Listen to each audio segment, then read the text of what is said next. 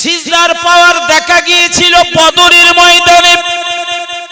আল্লাহর নবী মুহাম্মদুর রাসূলুল্লাহ মাত্র 313 জনকে নিয়ে বদরের ময়দানের ওই তুমুল জিহাদের ময়দানে, কঠিন যুদ্ধের ময়দানে অবতীর্ণ হলেন। একদিকে 1000-এর মতো সৈন্য, আর অপরদিকে মাত্র 313 জন। আল্লাহর হাবিব সাল্লাল্লাহু আলাইহি ওয়াসাল্লাম ওই ময়দানে তিনি সিজদায় পতিত হলেন, ক্রন্দন শুরু করলেন, দোয়া করতে থাকলেন। আল্লাহর হাবিবের একজন ফারিস্তা সাহাবা বলেন, আমার সঙ্গে রাসূলের একটা বিষয়ের একটু কথা বলার প্রয়োজন। আমি জিহাদের ময়দানে ছিলাম, সেখান থেকে প্রত্যাবর্তন করলাম, তাবুতে ফেরত আসলাম।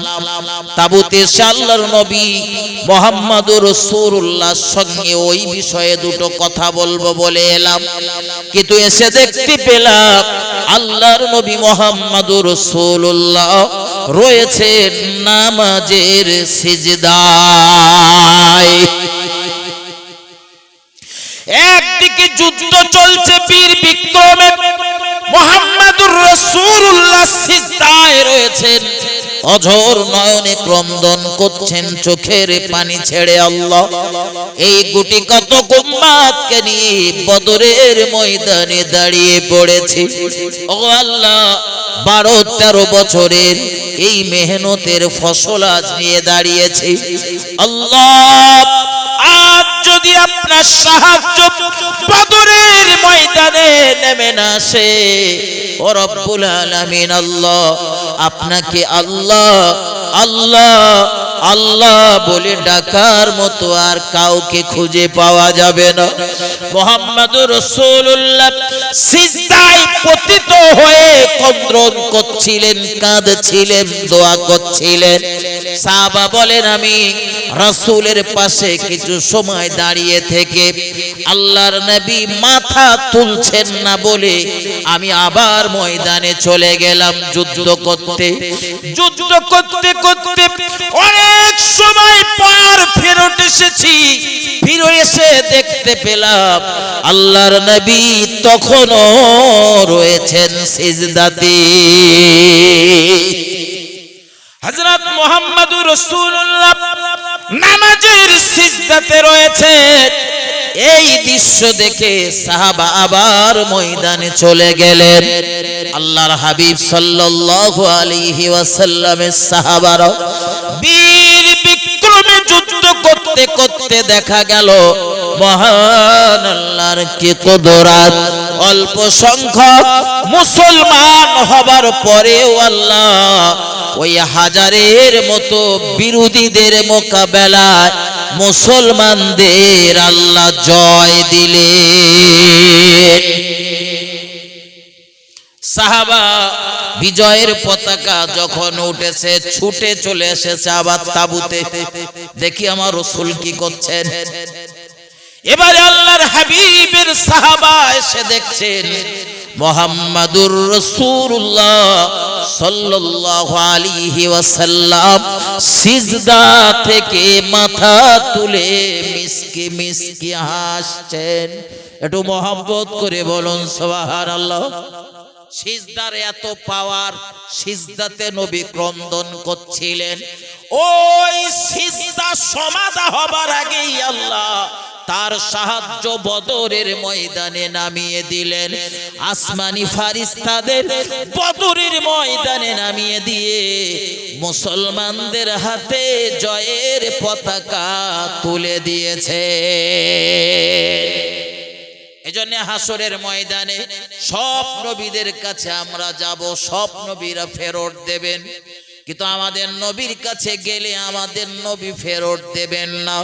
তিনি আমাদের জন্য সাহায্য করার জন্য রওনা দেবেন, সোজা চলে যাবেন মহান আল্লাহর আরশের নিকটে সিজদায় পড়ে যাবেন, দোয়া করবেন। তাই তিনি তো হাত তুলে আমাদের মতো কায়দা করে দোয়া করতে পারতেন, রব্বানা হে আমাদের প্রভু যালামনা আমরা জুলুম করেছি আনফুসানা আমাদের নফসের উপরে ওয়া ইল্লাম তাগফির লানা যদি আপনি ক্ষমা না করেন ওয়া তারহামনা যদি রহমত নাযিল না করেন লানাকুনান্না মিনাল খাসিরিন রব্বুল আলামিন আল্লাহ আপনি যদি আমাদের প্রতি রহমত নাযিল না করেন আমাদের যদি ক্ষমা না করেন আল্লাহ আমরা ক্ষতিগ্রস্তদের দলভুক্ত হয়ে যাব।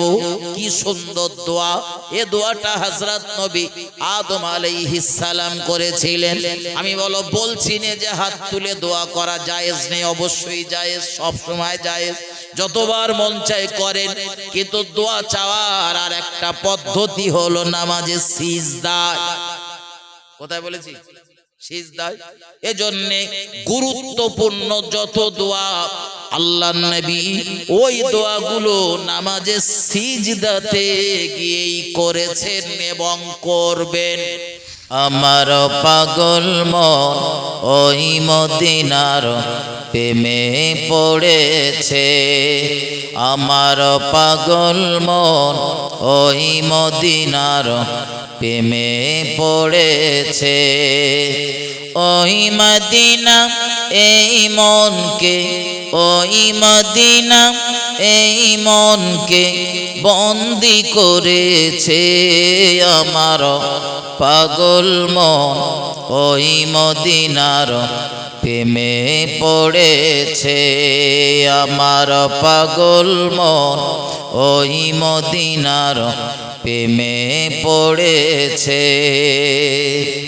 জানি না ওই মদিনায় কি আছে মধু, মদিনা মদিনা বলে কান্দি যে শুধু। জানি না ওই মদিনায় কি আছে মধু, মদিনা মদিনা আমায় করেছে জাদু। বিশ্ব জগৎ নবীর মাঝে, বিশ্ব জগৎ নবীর প্রেমে পাগল হয়েছে, আমার পাগল মন ওই মদিনার প্রেমে পড়েছে, আমার পাগল মন ওই মদিনার প্রেমে পড়েছে। আল্লাহুম্মা সাল্লি আলা সাইয়্যিদিনা মাওলানা মুহাম্মদ ওয়া আলা আলি সাইয়্যিদিনা।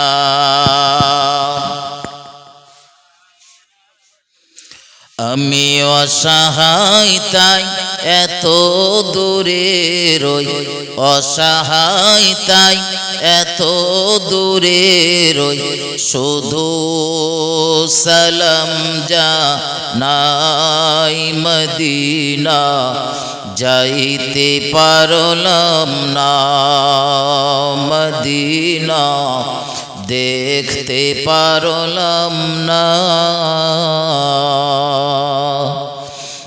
মদিনা। নাম কত সুন্দর,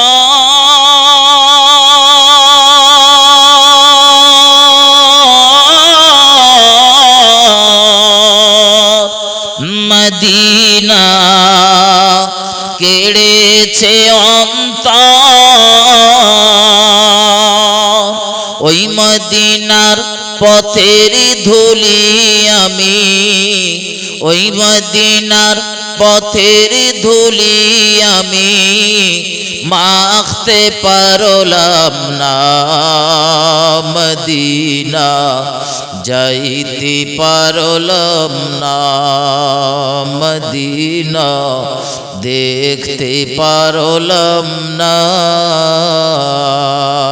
আল্লাহুম্মা সাল্লি আলা সাইয়্যিদিনা মাওলানা মুহাম্মদ وعلى آل سيدنا مولانا محمد أما بعد মুআজ্জিজ মুকাররম উলামা হযরত সম্মানীয় আজকের জলসার সুযোগ্য সভাপতি মহাশয়, সম্মুখে বসে থাকা দিন দরদি, ইসলাম দরদি, নেককার আল্লাহওয়ালা প্রাণের ভাই মুসলমান, নওজোয়ান তরুণ যুবকেরা, আমার সোনা লালেরা, ভাই জানেরা, পর্দায় অবস্থিতা ধার্মিকা আমার মা ও বোনেরা, সকলকে অন্তরের অন্তঃস্থল থেকে ভক্তিপূর্ণ সালাম ও মোবারকবাদ জানিয়ে সমস্ত প্রশংসা মহান আল্লাহর দরবারে জ্ঞাপন করব। সকলে মন খুলে বলি আলহামদুলিল্লাহ। দরুদ ও সালাম প্রিয় নবীর উপরে শতকোটিবার বর্ষিত হোক। সকলে বলি সাল্লাল্লাহু আলাইহি ওয়াসাল্লাম। ভাই মাগরিবের নামাজের পর থেকে একাধিক মুখে বহু তত্ত্বভিত্তিক অজনসিহাত আপনারা শুনেছেন। আমি অযোগ্য কোরআন শরীফের ছোট্ট একটি আয়াতে কারিমা সঙ্গে রাসূলের জবানে বর্ণিত ছোট্ট একটি হাদিসের টুকরা তেলাওয়াত করেছি। এর উপরেই দুটি কথা বলবার নিয়াত করছি, বাকি আল্লাহ পাকের মোবারক মর্জি। মহান আল্লাহ বলিয়ে নেন, আপনারা দোয়া করুন, সকলে বলুন আল্লাহুম্মা আমিন। এই বক্তৃতার প্রারম্ভে আমি আবারও নিবেদন করছি, আজকের যেহেতু এই মাহফিলটা কবরবাসীদের রুহের মাগফিরাতের উদ্দেশ্যে কায়েম হয়েছে, অর্থাৎ যারা বরজাক জগতের বাসিন্দা তাদের রুহের মাগফিরাতের জন্য আজকের এই মজমা। তো আমাদের যাদের আব্বা আম্মা, দাদা দাদি, নানা নানি, আরও অন্যান্য আত্মীয় স্বজন বিদায় নিয়েছে, আমাদের দায়িত্ব হলো এই মজলিসটাতে এসে তাদের জন্যে মাগফিরাত কামনা করা এবং সেই দোয়াতে অংশ নেওয়া। কারণ আমাদের যে পিতা মাতা বা দাদা দাদি যারাই পৃথিবীতে ছিলেন, তাদের প্রতিটি মুহূর্ত আমরা কিভাবে ভালো থাকব, আমাদের সুখ আর স্বাচ্ছন্দ্যে কিভাবে অতিবাহিত করব, এই চিন্তাতেই তারা বিভোর হয়ে থাকত। আপনি যেমন আপনার সন্তান কিভাবে ভালো থাকবে, আপনার ছেলে মেয়ে যেমন কিভাবে সুস্থ থাকবে বা সুখে থাকবে এই চিন্তা করছেন, তো আপনার পিতামাতাও ওই একই চিন্তা করতেন, আমার বেটা বেটি কিভাবে ভালো থাকবে। সুতরাং আমাদের যাদের সেই আব্বা আম্মা দাদা দাদি বিদায় নিয়েছে, আমি সকলের কাছে নিবেদন করব মজলিসে এসে বসার জন্য এবং একটা সুন্দর আলোচনা করবার একটা মজলিস তৈরি করে দেওয়ার জন্য। বক্তার বক্তৃতা ভালো হয় দুটো কারণে, আমার দিকে ধ্যান। বক্তার বক্তৃতা ভালো হয় দুটো কারণে। এক, নাম্বার ওয়ান, মাইক সেট থাকতে হয় খুব সুন্দর। তো মাইক সেট যা রয়েছে আমি বদনাম করব না, যথেষ্ট ভালো। দ্বিতীয়ত, বক্তার বক্তৃতা ভালো হওয়ার জন্য যে জিনিসটার বেশি প্রয়োজন সেটা হলো বক্তার সামনে প্রচুর পরিমাণে শ্রোতা, আর সেই শ্রোতাগুলোরে হতে হয় চাঙ্গা। শ্রোতা যত চাঙ্গা হয় বক্তার বক্তৃতা তত ভালো হয়। এজন্যে যারা আশেপাশে রয়েছেন, যাই যাই করছেন, একটু মেহেরবানি করে মজলিসে আসুন, আমি আপনাদের কাছে আবেদন করছি।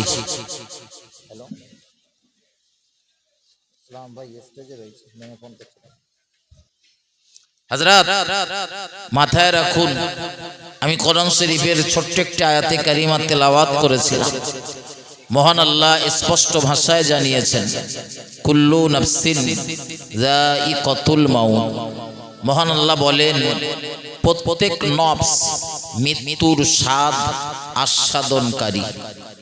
তার মানে আমিও মরব, আপনিও মরবেন। বিগত দিনে যারা এসেছিল তারাও পৃথিবী থেকে পর্দা নিয়েছে, বিদায় নিয়েছেন। আগামীতে ভবিষ্যতে যারা আসবেন তারাও পৃথিবী থেকে পর্দা নেবেন। দুনিয়ার এই ক্ষণস্থায়ী জিন্দেগি, সামান্য কটা দিনের জিন্দেগি। কেউ হয়তো 20 বছর, কেউ 50, কেউ 100 বছর হার্ডলি এখন বয়স পায়। তো গড় একটা 50-60 বছরের হায়াতের জিন্দেগি আমাদের। এরপরই যেন ভাববেন না যে দুনিয়ার এই জিন্দেগিটাই শেষ। এই জিন্দেগির পরপরই মৃত্যু পরবর্তীকালীন জিন্দেগির সূচনা। জি, এই বরজাক জগতে আমাদের প্রত্যেককে যেতে হবে। আর সেই কবরের জিন্দেগিতে ভালো থাকতে গেলে, সুখে থাকতে গেলে, স্বাচ্ছন্দ্যে থাকতে গেলে আমাদের এই পৃথিবীর জমিনের এই ফসল ফলানোর ক্ষেতে কিছু ফসল উৎপাদন করতে হবে, আর সেগুলোকে স্টকেও রাখতে হবে। উৎপাদন করলাম ফসল, আবার নষ্ট করে ফেললাম, ওটা বেকার। কিন্তু ফসল ফলিয়ে সেটা যত্ন করে রাখতে হবে। আমরা আল্লাহ শুকরিয়া, কখনো ফসল ফলিয়ে যত্ন করে রাখি, আবার কখনো কখনো সেই ফসলগুলো আমরা নষ্ট করেও ফেলি না। এই গত দুদিন আগে দেখছিলাম এক ফুলকপিওয়ালা, সে মাঠে গিয়ে রাগের চোটে ফুলকপি গাছে পড়ে ওই কি বলে ওটারে কাটারি দিয়ে অটোমেটিক চালাচ্ছে। তা আমি একজনের জিজ্ঞাসা করলাম, এ লোকের কি ব্রেনের সমস্যা? তা বলতে না, ওই একটা ফুলকপি মাঠের থেকে কেটে নিয়ে বাজারে গিয়ে বড্ড জোর ও 2 টাকা পিস পাচ্ছে। ভাই ওই চারাটা যখন কিনেছিল, হয়তো দেখা যাবে ওই 1 টাকা 1.5 টাকা করে পিস দিয়ে বা 2 টাকা পিস দিয়ে শুধু চারা কিনেছে। এইবারে ওতে জমির ছেঁচ রয়েছে, জমির চাষ রয়েছে, সার রয়েছে, ঘাস মাটি নিড়ানোর জন্য লোকজন খরচা রয়েছে, পানি সেচের একটা প্রয়োজন রয়েছে। ওটা যদি আবার নিজের জমি হয়তো লিজ বেঁচে গেল, কিন্তু পরের জমি যদি হয়, বলেন লিজ আপনার লস হয়েছে না লাভ হয়েছে তো বুঝবে না, কান মলে। আর এখন তো জমি নিতে গেলে অগ্রিম টাকা দিয়ে দিতে হয়। তো সে খুব যত্ন করে আশা নিয়ে ফসল ফলিয়েছিল যে হয়তো বাজারে বিক্রি করব, 2 পয়সা আসবে, আমার সংসারটা স্বাচ্ছন্দ্যের সঙ্গে চলবে, আমি কিছুদিন সুখ শান্তিতে থাকতে পারবো, এই আশায়।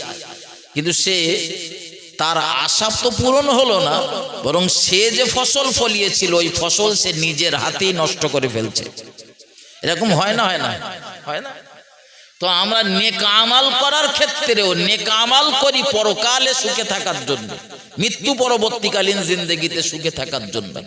এজন্য আমরা নামাজ পড়ি, রমজানের রোজা রাখি, হজ করি। যাদের হজ ফরজ তারা হজ করতে যান, যাদের যাকাত দেওয়া ওয়াজিব তারা যাকাত আদায় করে। যদিও কিছু মানুষ কৃপণতা করে, হয়তো যাকাত ওয়াজিব কিন্তু যাকাত দেয় না, যাকাত ওয়াজিব হয়ে গেছে কিন্তু যাকাত দেয় না। ওই সামনে 1 মাস পরে রমজান মাস, চেক করে দেখবেন কত মানুষ জিজ্ঞাসা করবে, হুজুর এই এবারে ফিতরা কত টাকা হয়েছে বলেন? হুজুর ফিতরা কত করে হয়েছে?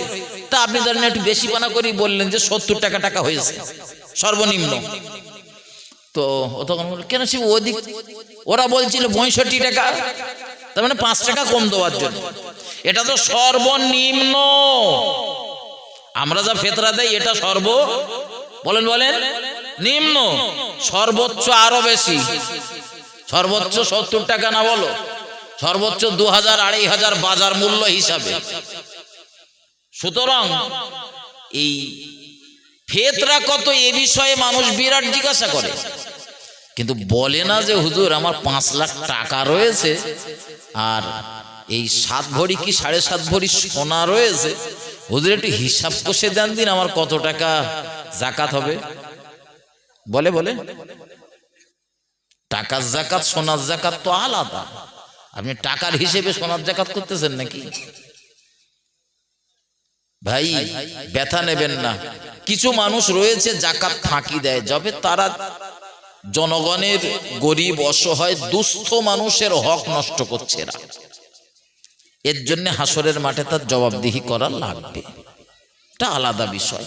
কিন্তু আমি যেটা বোঝাতে চাচ্ছি, নেক আমল আমরা করি, একদম যে করি না কথা বলবো না। নামাজও পড়ে, সবাই পড়ে নামাজ। কি বাবাজি নামাজ পড়ে না? সবাই পড়ে। কেউ 5 ওয়াক্ত নামাজ পড়ে, কেউ হয়তো 2টো ঈদের নামাজ পড়তে যায়, কেউ হয়তো জুমার নামাজটা যায় না জুমার নামাজ। হয়তো দেখা যাচ্ছে খুতবা শুরু হচ্ছে তখন উনি বাড়িতে বার হচ্ছে, খুতবাটাও শোনে না। খুতবা শোনাটা তো ওয়াজিব। তার আগে ইমাম সাহেব 10 মিনিট আলোচনা করেছে, ওটা শুনলেন না, আলাদা বিষয়। কিন্তু যে ইমাম খুতবা দিচ্ছে আরবিতে যেটা দিচ্ছে ওটা তো শোনা ওয়াজিব। আর ওই খুতবার জন্যই তো অন্যদিন জোহরের নামাজ পড়েন 4 রাকাত, আর ওদিন জুমার নামাজ হচ্ছে ক রাকাত? 2 রাকাত। এই 2 রাকাতটা ছাড় কেন? এই 2 রাকাতটা ছাড় হলো এই খুতবা শোনার জন্য। কিসের জন্য? ওই খুতবার জন্য। তা সেই খুতবা না শুনেই আপনি 2 রাকাত নামাজ পড়ে ইমাম সাহেব শুধু সালাম ফেরাতে যার টাইম, কার ঘাড়ের উপর দিয়ে উঠে বাইরে বেরিয়ে গেলি ভালো হয়, জানো মনে হচ্ছে সামনে বোম রাখা রয়েছে, আর 1 সেকেন্ড সময় এক্ষুনি বাস করবে। আল্লাহর ঘরে থাকতে মন চায় না। ঠিক বলছি না ভুল বলতেছি? যে এই যাদের মনের চিন্তা ভাবনা, আবার বড় স্বপ্ন দেখে আমি জান্নাতে যাব, স্বপ্ন দেখে কত জান্নাত, জান আপনি, সমস্যা নেই, সবাই জান্নাতে যাক ও কামনা তো আমিও করি, আমার রাসূলও করতেন, সব মানুষই জান্নাতি হোক। কিন্তু ভাই জান্নাতে যেতে গেলে সেই জীবন তো তৈরি করতে হবে। জান্নাত তো আর মামার বাড়ির ঘর না, আধা রাত্রি জলসা করে হাসিপুর গিয়ে ডাক দিলে মামা আপনাদের পাশের গ্রামে এসেছিলাম, একটু দেখা করতে এসেছি, মামাও দেখলো এখন রাত 3:30 বাজে, হোক না আমার ভাগ না। তো জান্নাতে এরকম ভাব আছে নাকি? যখন তখন জান্নাতের দরজা আপনার জন্য খোলা, আসেন জান্নাতের ভিতরে আপনার জায়গা দেব। আমার ভাই ও বাবাজিরা আমার, ভুল আমাকে নেবেন না, ভুল আমাকে বুঝবেন না। নেক আমাল আমরা করি ঠিকই, কিন্তু কখনো কখনো এই নেক আমালগুলো আমরা আমাদের নিজেদের কারণে নষ্ট করে ফেলি। একটু আগেই বলছিলাম ফসল ফলিয়েছি, সে ফসল আবার নিজেরাই মাঝে মধ্যে নষ্ট করে ফেলি। ঠিক তদরূপ আমাদের জীবনে আমরা নেকি সঞ্চয় করি, নেক আমাল করি, কিন্তু মাঝে মধ্যে ওই আমলগুলো আমরা আমাদের নিজেদের ব্যবহারের কারণে, নিজেদের সামান্য সামান্য ভুলের কারণে ওই নেক আমালগুলো আমরা বরবাদ করে ফেলি। হাসরের ময়দানে আমলনামা নেকি গোনা হবে না, হাসরের ময়দানে নেক আমাল বদ আমালের ওজন করা হবে, ওয়েট করা হবে। কতটা ভালো কাজ আপনি করেছেন, কতটা মন্দ কাজ করেছেন, সেটা আমলনামা আপনার মিজানের পাল্লায় চাপিয়ে দেওয়া হবে। আপনার নেক আমালের দরওয়াজা, নেক আমালের পাল্লাটা যদি ভারী হয়ে যায়, আমাদের নসিব ভালো হয়ে যাবে। আর নেক আমলের পরিবর্তে যদি বদ আমলের পাল্লাটা ভারী হয়ে যায়, ওই হাসরের ময়দানে আমাদের দুঃখের শেষ থাকবে না। ঠিক না ভুল? দুনিয়াতে হাসিবুরের কিছু হলে দুনিয়া সবাই সহ্য করতে পারে, কিন্তু হাসিবুরের মা, হাসিবুরের আব্বা এটা সহ্য করতে পারে না। ঠিক আপনার কিছু হলে আপনার পিতামাতাও সেটা মেনে নিতে পারে না। এজন্য দেখবেন একজন মানুষ কত কষ্ট করে অর্থ উপার্জন করে, কিন্তু তাদের বেটা বেটিদের অসুস্থ হলে দেখবেন ওই বেটা বেটিকে সুস্থ করার জন্য তার তামাম জীবনের, গোটা জীবনের সব উপার্জন ব্যয় করতে প্রস্তুত হয়ে যায়, শুধু তার বেটার বেটিটা যেন ভালো হয়, সুস্থ হয়। এটা দুনিয়াতে সম্ভব। এটা কোথায় সম্ভব? দুনিয়াতে। কিন্তু হাসরের ময়দানে হাসিবুর যদি বিপদে পড়ে, হাসিবুর যদি তার মাকে ডাক দেয়, হাসিবুরের মা হাসিবুরকে চিনবে না। তো দুনিয়ার জমিনে হাসিবুর যদি কোনো অন্যায় করে, কোনো ভুল করে, কোনো ত্রুটি করে, কোনো পাপের কারণে যদি সমাজচ্যুত হয়, গ্রাম ছাড়া হয়, এক ঘরে হয়ে যায়, ওই অন্যায়ের কারণে তামাম গ্রামের মানুষেরা হাসিবুরকে গ্রামে ঢোকা নিষিদ্ধ করে দিয়েছে।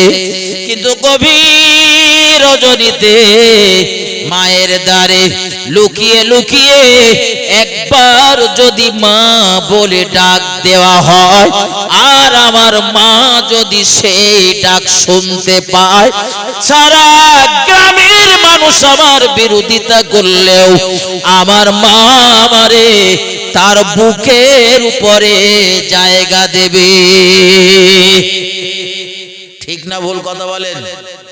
এজন্যই তো বুখারীর বর্ণনা, আল্লাহ নবী বলেছেন হুয়া জান্নাতুকা ওয়া নারুকা, পিতামাতা হলো তোমার জন্য জান্নাত, পিতামাতা হলো তোমার জন্য দোজখ।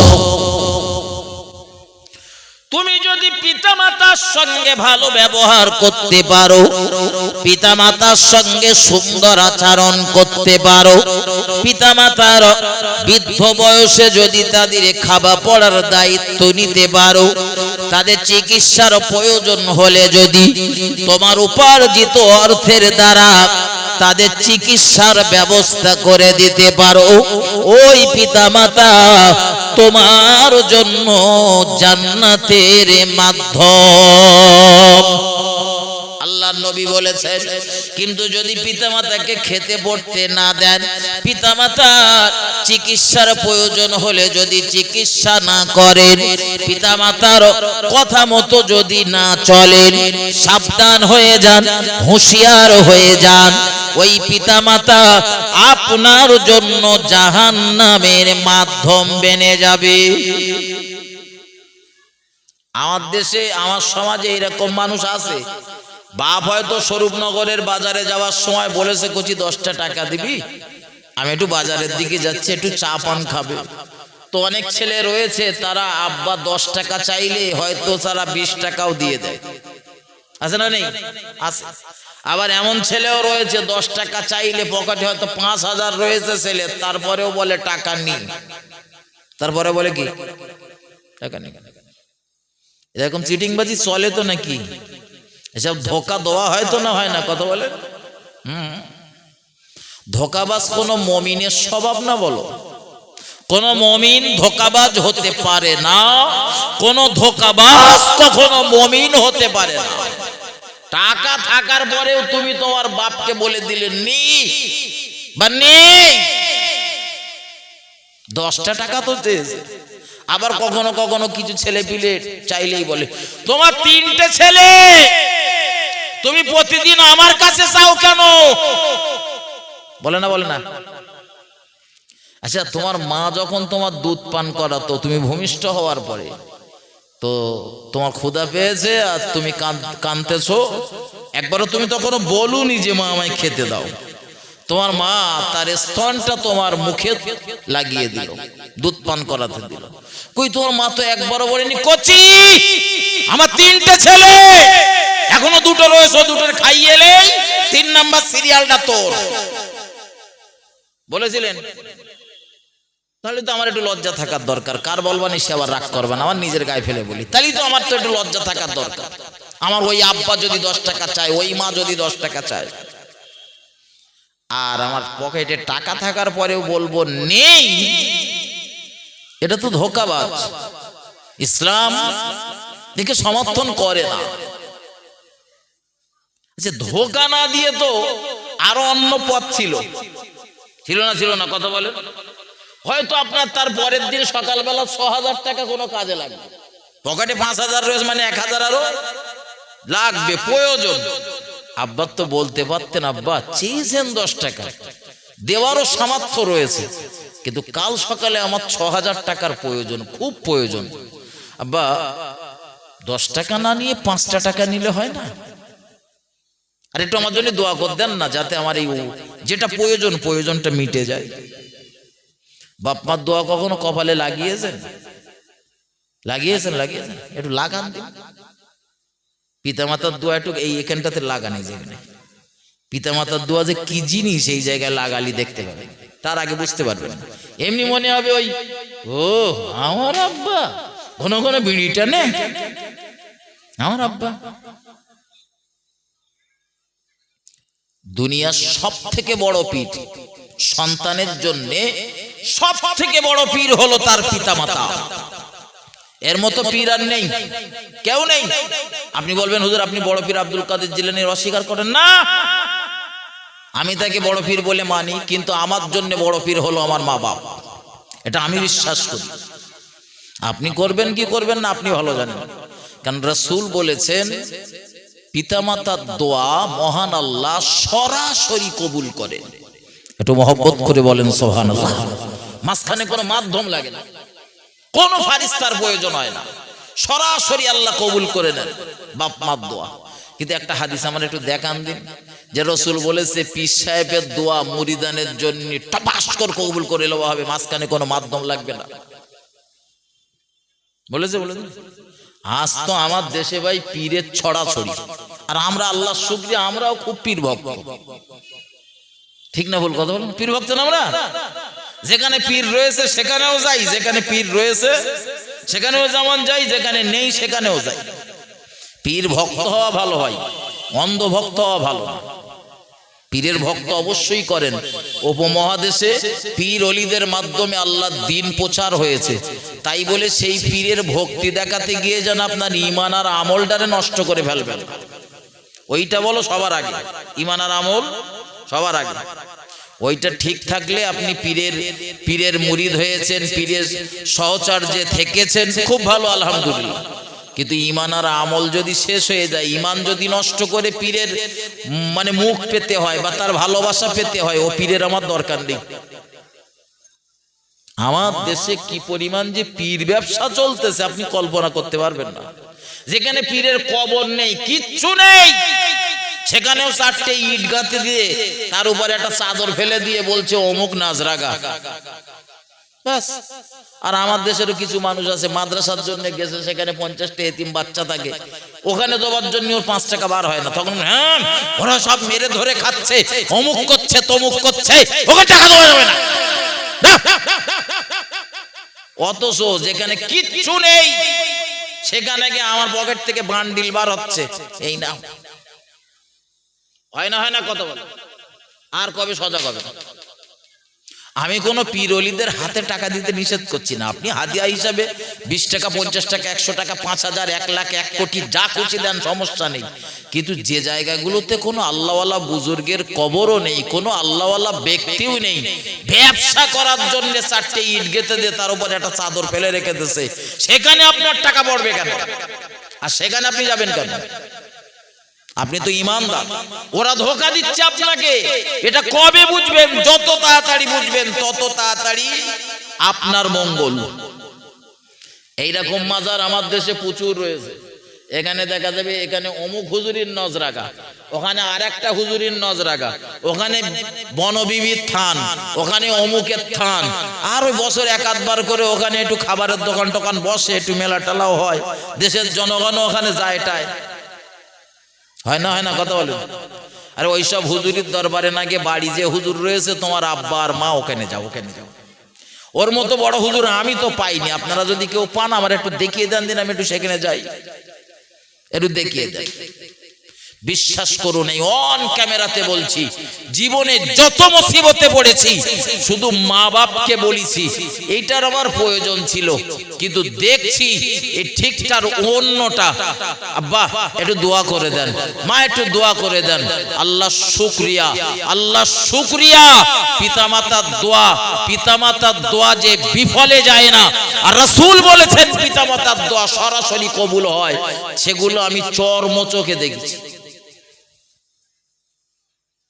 আপনি বাড়ি যান, পিতামাতার খেদমত করুন। বাপ মা নেই, কবরে রয়েছে, থাক, মাঝে মধ্যে বাপের কবরটার ধারে যাবেন, মায়ের কবরটার ধারে যাবেন। জীবনে কত সময় কত মায়ের সঙ্গে বাপের সঙ্গে খারাপ আচরণ করে ফেলেছি না ফেলিনি?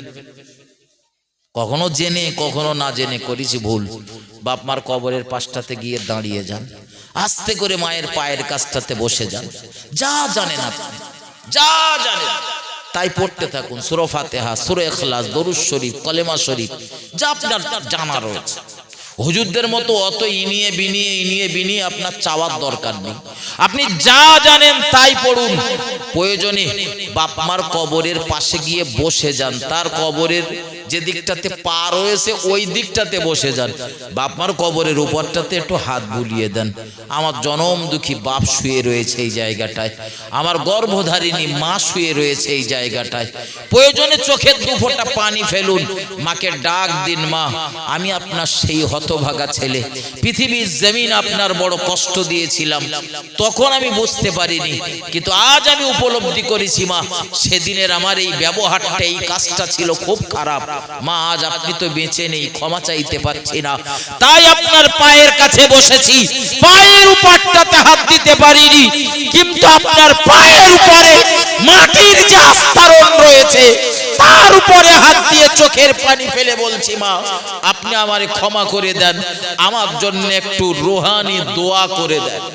আল্লাহ চাইলে আপনার জীবনের ওই বাপ মার সঙ্গে করা খারাপ আচরণের পরিবর্তে বিনিময়ে যে গুনাহ সঞ্চয় হয়েছিল আমার আল্লাহ আপনাকে ক্ষমা করে দেবে।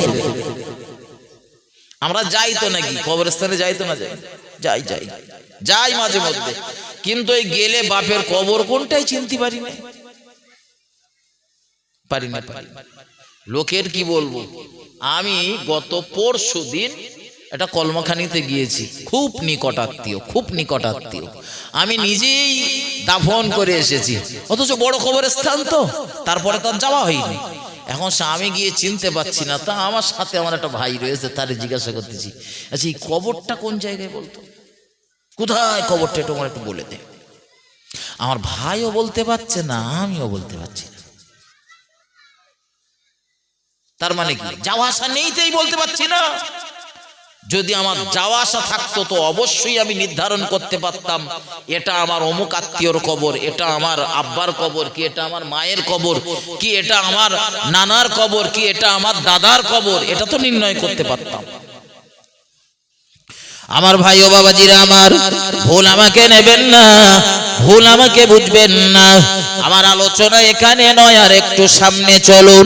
আমি আপনাদের বোঝাতে চাইছিলাম এই দুনিয়া জিন্দেগিতে আমরা নেক আমল করি, ভালো কাজ করি, সৎ কাজ করি, কিন্তু মাঝে মধ্যে সেই নেক আমলগুলো আমাদের ভুলের কারণে, আমাদের অন্যায়ের কারণে আমরা নষ্ট করে ফেলি। ওটা স্টকে রাখতে পারলে মৃত্যু পরবর্তীকালীন জিন্দেগিতে কাজে লাগবে, কিন্তু স্টকে যদি রাখতে না পারেন, ওটা যদি সংরক্ষণ না করতে পারেন, তো কবরের জিন্দেগিতে আমাদের জীবনটা হয়ে উঠবে বড় দুর্বিষহ। আপনি বলবেন হুজুর আলেমদের মুখে শুনেছি কোরআন শরীফের একটা অক্ষর যদি কেউ তেলাওয়াত করে মহান আল্লাহ তাকে 10টা নেকি দান করেন। একটু মহব্বত করে বলুন সুবহানাল্লাহ, আরো জোরে বলুন সুবহানাল্লাহ। জোর নেকি আল্লাহ দেন এটা শুনেছি, কিন্তু মহান আল্লাহ সেই নেকিগুলো যে ধ্বংস করে দেন এটা তো জানি না। নাকি ধ্বংস হয় তো না, হয় না, হয় না, হয়। আমাদের ভিতরে একটা ভয়ঙ্কর রোগ রয়েছে, ওই রোগটার নাম হলো হিংসা। আমাদের কম বেশি সকলের ভিতরে রয়েছে, আমার ভিতরেও আছে, আপনার ভিতরেও রয়েছে, পাড়া প্রতিবেশীর কম বেশি সবার ভিতরে আছে হিংসা নামে একটা রোগ। ওই যদি দেখা যায় পাশের বাড়ির কেউ একটা 5 কাঠা জমি কিনেছে, তো আমার তাতে হিংসা হয়। আমিও জন দেই, ও জন দেয়, আমিও শ্রমজীবী, সেও শ্রমজীবী, অথচ আমি জমি কিনতে পারি না, ও জমি কিনে কি করে, টাকা পায় কোথায়? হিংসা হয় না, হয় না? পাশের বাড়ির লোক একটা সুন্দর বাড়ির ডিজাইন করে ঘর করতেছে, আমার তা দেখে হিংসা হয়। আমি করতে পারিনি, কিন্তু ও করে, কি বলে? হিংসা হয়, হিংসা। আমার ভাই ও বাবাজিরা আমার, হিংসা কিছু জায়গাতে জায়েজ রয়েছে, আবার কিছু জায়গাতে নাজায়েজ।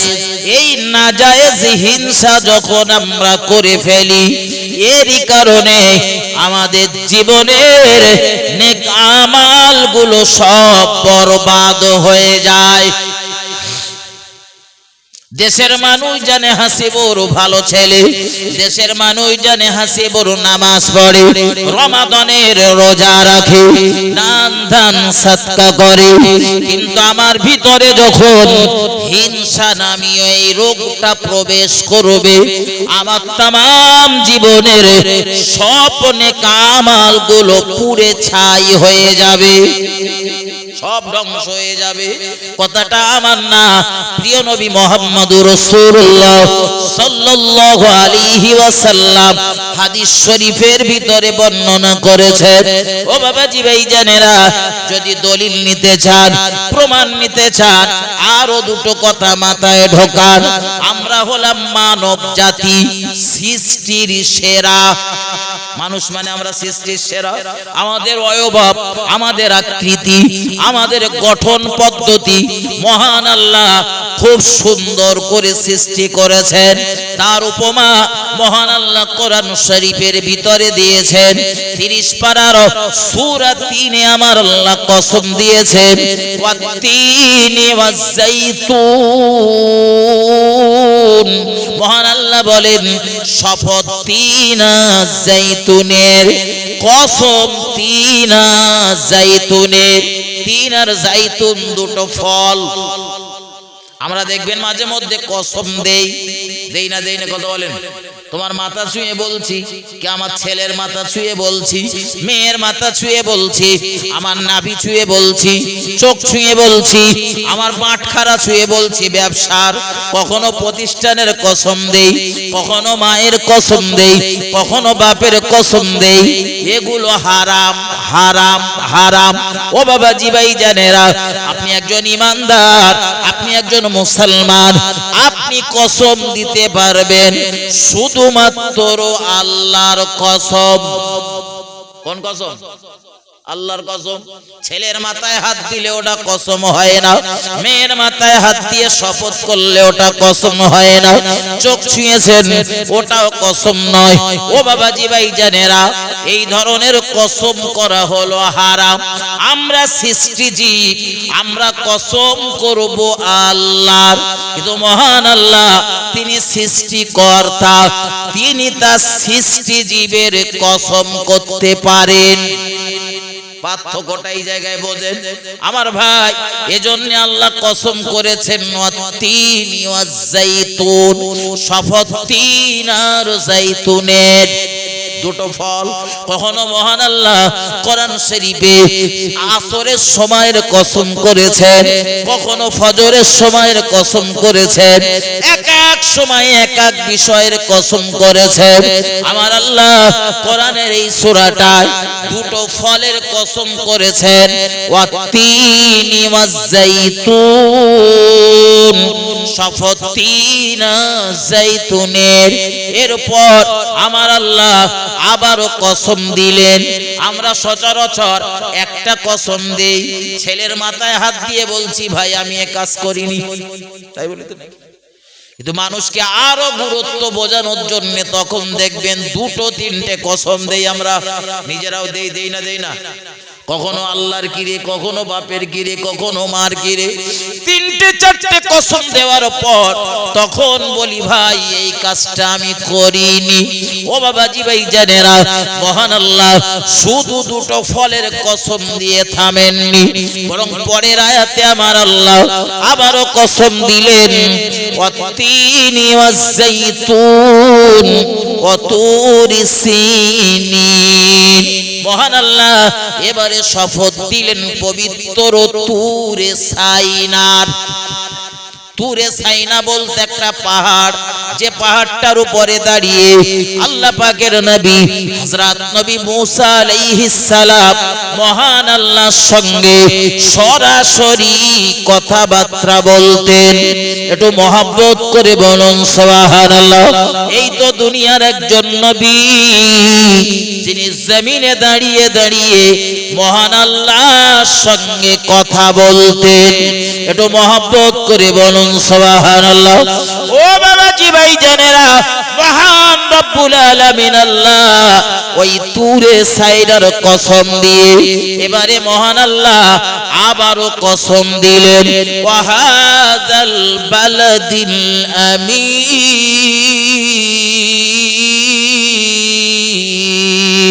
মহান আল্লাহ কসম দিলেন শান্তিপূর্ণ নগরী। শান্তিপূর্ণ নগরী বলতে তাফসীরে জালালাইনের লেখক টিকাতে লিখেছেন মক্কার হারাম শরীফকে বোঝানো হয়, যেখানে আপনার গায়ে একটা মশা বসলে মারতে পারবেন না, তাড়িয়ে দিতে পারবেন, একটা মাছি বসলে মারতে পারবেন না। আপনার জনম দুঃখী পিতার মার্ডারকারী আসামি খুনিটাও যদি আপনার সামনে ঘোরাফেরা করে, তারপরে ওই খুনির গায়ে আপনি হাত তুলতে পারবেন না।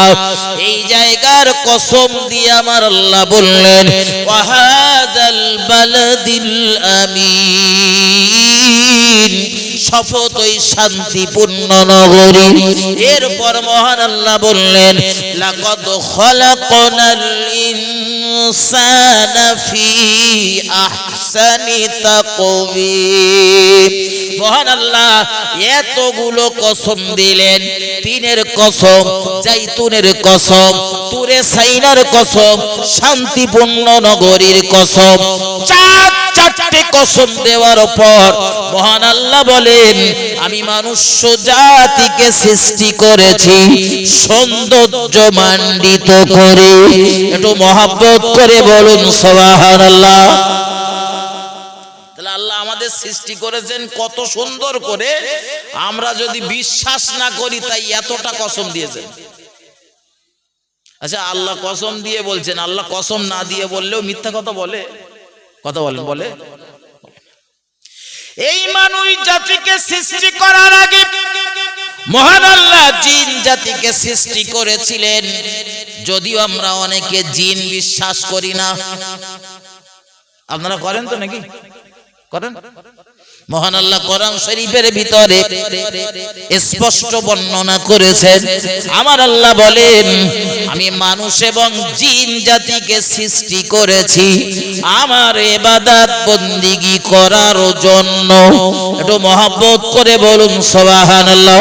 ও বাবাজি ভাইজানেরা, এই জিন জাতিকে মহান আল্লাহ সৃষ্টি করেছিলেন ইবাদত বন্দেগী করার জন্য। রবে আমাদেরকেও সৃষ্টি করেছেন মহান আল্লাহ তারই ইবাদত বন্দেগী করার জন্য। কিন্তু মানুষ সৃষ্টি করার আগে আল্লাহ জিন জাতিকে সৃষ্টি করেছিলেন।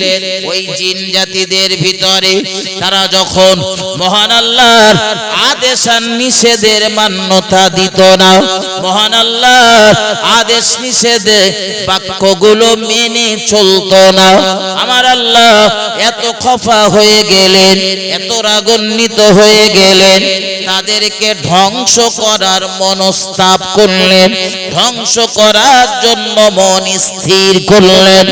ও বাবাজি ভাইজানেরা, তাদের যখন মহান আল্লাহ ধ্বংস করছিলেন, ফারিস্তাদের দ্বারা ধ্বংস করতে গিয়ে ছোট্ট একটা বাচ্চাকে দেখে আল্লাহর ফারিস্তাদের বড় মায়া হলো।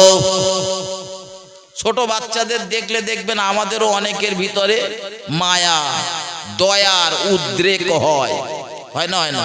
হয়তো আমার চরম শত্রু, কিন্তু তার একটা ফুটফুটে বাচ্চা, ছোট বাচ্চা, ওটা দেখলে আমাদেরও মায়া হয়। আর পৃথিবীর সব থেকে সুন্দর হলো শিশুর মুখের হাসি, শিশু বাচ্চার খেলাধুলো, তার কথাবার্তা। আপনার মনটা খুব খারাপ কোন কারণবশত, ছোট বাচ্চাটা যদি সামনে এসে কিছু একটা করে, দেখবেন আপনার মনে আনন্দে ভরে যায়। যায় না? যায় না? হাজার কষ্টে রয়েছে। এজন্য পুরুষেরা হাড় ভাঙা পরিশ্রম করে সকাল থেকে দুপুর পর্যন্ত। বাড়ি এসে যখন আব্বা বলে কোনো সন্তান ডাক দেয় না, তো এই 8 ঘন্টা ধরে যে মাটি কেটেছে, এই মাটি কাটার কষ্ট তার আর থাকে না। ঠিক বলছি না ভুল বলছি? হযরত, তো এই ছোট বাচ্চাটাকে দেখে আল্লাহর ফারিস্তাদের খুব মায়া হলো, খুব মায়া হলো। তারা মহান আল্লাহকে ডাক দিয়ে বললেন, আল্লাহ, এই আপনার যদি অনুমতি মেলে তো আমরা এই বাচ্চাটার লালন পালন করব। ফারিস্তারা কোনো বাচ্চার লালন পালন করবে বলে মহান আল্লাহর দরবারে প্রার্থনা করছেন, আমার আল্লাহ কি ফেরত দেবেন বলে মনে হয় নাকি? কোরআন শরীফের ভিতর আল্লাহ জানিয়েছেন, উদউনি আস্তাজিব লাকুম, বান্দা আমি আল্লাহ আমায় ডাকো, আমি আল্লাহ আমায় স্মরণ করো, আমি আল্লাহ তোমার ডাকের সাড়া দেব। একটু মহব্বত করে বলুন সুবহানাল্লাহ। তো ফারিস্তারা যখন অনুমতি প্রার্থনা করলেন, মহান আল্লাহ তাদের প্রার্থনা কবুল করে নিলেন এবং অনুমতি দিলেন। আমার দিকে ধ্যান দেন, আমার দিকে ধ্যান দেন। এখন এই বাচ্চাটা লালন পালন হবে কাদের কাছে? ফারিস্তাদের কাছে। আমরা মাঝে মধ্যে একটা কথা বলি, দেখবেন এই ভালোর সঙ্গে যদি কোনো ছেলে ওঠা বসা করে, কোনো ভালো মানুষের সঙ্গে, ওই ছেলেটা বা ওই মেয়েটা যত খারাপই হোক না কেন, ভালোর সঙ্গে স্পর্শে গেলে দেখবেন আস্তে আস্তে ভালো হবার পরিবেশ তৈরি হয়। হয় না? হয় না? হয়। পুরো ভালো না হলেও দেখবেন খানিকটা হয়।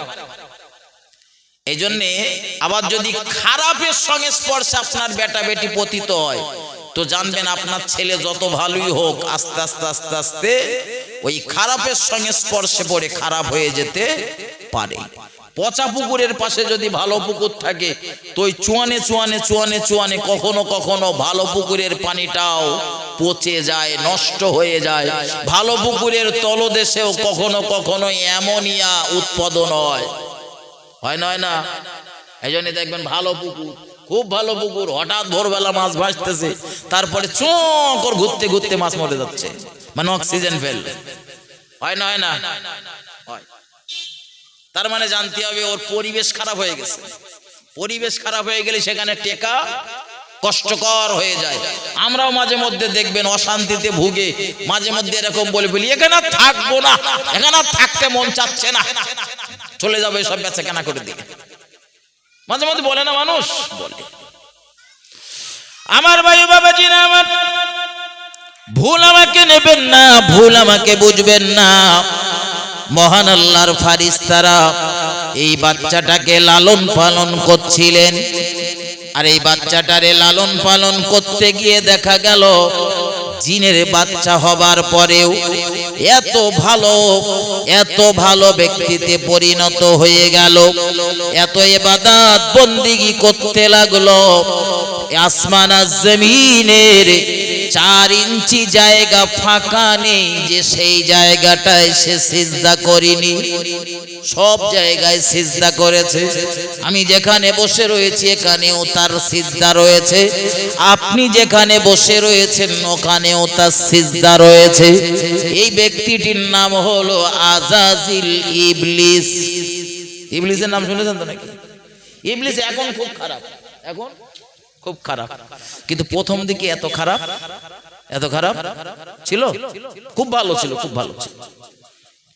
নামাজ পড়ে কারা? ভালো মানুষেরা না খারাপ মানুষেরা? বলেন, ভালো মানুষ। আর কোন মানুষ নামাজ পড়ে তার ভিতরে যদি কোনো বদ অভ্যাস থাকে, তো এই নামাজের কারণে দেখবেন আস্তে আস্তে ওই বদ অভ্যাসটাও সে ত্যাগ করে, ছেড়ে দেয়। আল্লাহ তাকে সুপথ দেখান। আজাজিল ইবলিস আসমান আর জমিনে 4 ইঞ্চি জায়গা ফাঁকা নেই যে জায়গাটায় সে সিজদা করেনি। ইতিহাস আপনাদের জানা, আমি এই বিষয়ে আলোচনা আর বাড়াবো না, শুধু মূল পয়েন্টটা মাথায় নেন, যেটা না বললে আমি বোঝাতে পারবো না। এত সিজদা দিল, এত সিজদা দিল, সিজদা দিয়ে দিয়ে মহান আল্লাহর এত নিকটে পৌঁছে গেল। জিনের বাচ্চা হবার পরেও সে হয়ে গেল মুআল্লিমুল মালাইক, ফারিস্তাদের সরদার। বাচ্চা বলো জিনের, কিসের বাচ্চা? জিনের বাচ্চা, কিন্তু সিজদা দিয়ে দিয়ে ফারিস্তাদেরও সরদার। সিজদার কত পাওয়ার, সিজদার কত পাওয়ার। কেউ কেউ বলে হুজুর কি ভাই, হাঁস তবু মাথা নিচু করে শামুক পায়, তোমরা কি পাও? এই ধরনের মন্তব্য মাঝে মাঝে শোনা যায় না? যায় না? যায়। সিজদার কত মর্যাদা, সিজদার কত পাওয়ার, সেটা ওর জানা নেই। সিজদার পাওয়ার দেখা গিয়েছিল বদরের ময়দানে। আল্লাহর নবী মুহাম্মদুর রাসূলুল্লাহ মাত্র 313 জনকে নিয়ে বদরের ময়দানের ওই তুমুল জিহাদের ময়দানে, কঠিন যুদ্ধের ময়দানে অবতীর্ণ হলেন। একদিকে 1000-এর মতো সৈন্য, আর অপরদিকে মাত্র 313 জন। আল্লাহর হাবিব সাল্লাল্লাহু আলাইহি ওয়াসাল্লাম ওই ময়দানে তিনি সিজদায় পতিত হলেন, ক্রন্দন শুরু করলেন, দোয়া করতে থাকলেন। আল্লাহর হাবিবের একজন ফারিস্তা সাহাবা বলেন, আমার সঙ্গে রাসূলের একটা বিষয়ের একটু কথা বলার প্রয়োজন। আমি জিহাদের ময়দানে ছিলাম, সেখান থেকে প্রত্যাবর্তন করলাম, তাবুতে ফেরত আসলাম। তাবুতে আল্লাহর নবী মুহাম্মদুর রাসূলুল্লাহর সঙ্গে ওই বিষয়ে দুটো কথা বলবো বলে এলাম, কিন্তু এসে দেখতে পেলাম আল্লাহর নবী মুহাম্মদুর রাসূলুল্লাহ রয়েছেন নামাজের সিজদায়। একদিকে যুদ্ধ চলছে বীর বিক্রমে, মুহাম্মদুর রাসূলুল্লাহ সিজদায় রয়েছেন, অঝোর নয়নে ক্রন্দন করছেন, চোখের পানি ছেড়ে। আল্লাহ, এই গুটি কত উম্মতকে নিয়ে বদরের ময়দানে দাঁড়িয়ে পড়েছি। ও আল্লাহ, 12-13 বছরের এই মেহনতের ফসল আজ নিয়ে দাঁড়িয়েছি। আল্লাহ, আজ যদি আপনার সাহায্য বদরের ময়দানে নেমে না আসে, ও রব্বুল আলামিন, আল্লাহ, আপনাকে আল্লাহ আল্লাহ আল্লাহ বলে ডাকার মতো আর কাউকে খুঁজে পাওয়া যাবে না। মুহাম্মদুর রাসূলুল্লাহ সিজদায় পতিত হয়ে ক্রন্দন করছিলেন, কাঁদছিলেন, দোয়া করছিলেন। সাহাবা বলেন, আমি রাসূলের পাশে কিছু সময় দাঁড়িয়ে থেকে আল্লাহর নবী মাথা তুলছেন না বলে আমি আবার ময়দানে চলে গেলাম যুদ্ধ করতে। যুদ্ধ করতে করতে অনেক সময় পর ফেরত এসেছি। ফিরে এসে দেখতে পেলাম আল্লাহর নবী তখনও রয়েছেন সিজদাতে। আমরা দোয়া করি যত শর্টকাট পদ্ধতিতে হয় তত ভালো, ঠিক না? বল কথা বলেন। ওই সালাম ফিরিয়েছে ডান দিকে আর বাম দিকে, হাত দুটো এইভাবে ডলতে ডলতে তোলে, মুখের উপর থেকে ঘষে নামিয়ে এলেছে, দোয়া শেষ। হয় না? এত তাড়া কেন বাবা? ওই শাটার ফেলা দোয়া করে কি আপনি পাবেন আর কি চেয়েছেন? একটু সময় দেন, আপনার মনের কথাগুলো রবের সাথে একটু বলুন। একটা কথাই বলুন, কিন্তু একটু সময় দেবেন। হযরত মুহাম্মদুর রাসূলুল্লাহ নামাজের সিজদাতে রয়েছে। এই দৃশ্য দেখে সাহাবা আবার ময়দানে চলে গেলেন। আল্লাহর হাবিব সাল্লাল্লাহু আলাইহি ওয়াসাল্লামের সাহাবারা বীর বিক্রমে যুদ্ধ করতে করতে দেখা গেল মহান আল্লাহর কি কুদরত।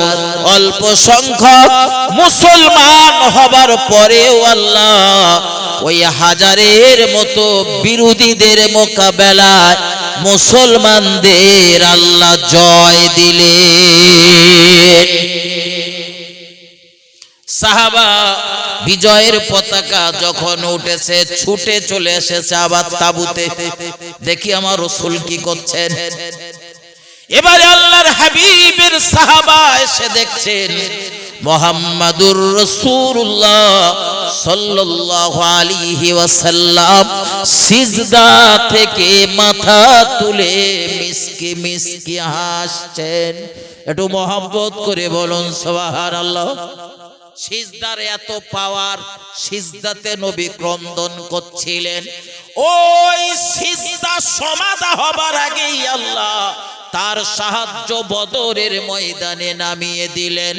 আসমানি ফারিস্তাদের বদরের ময়দানে নামিয়ে দিয়ে মুসলমানদের হাতে জয়ের পতাকা তুলে দিয়েছে।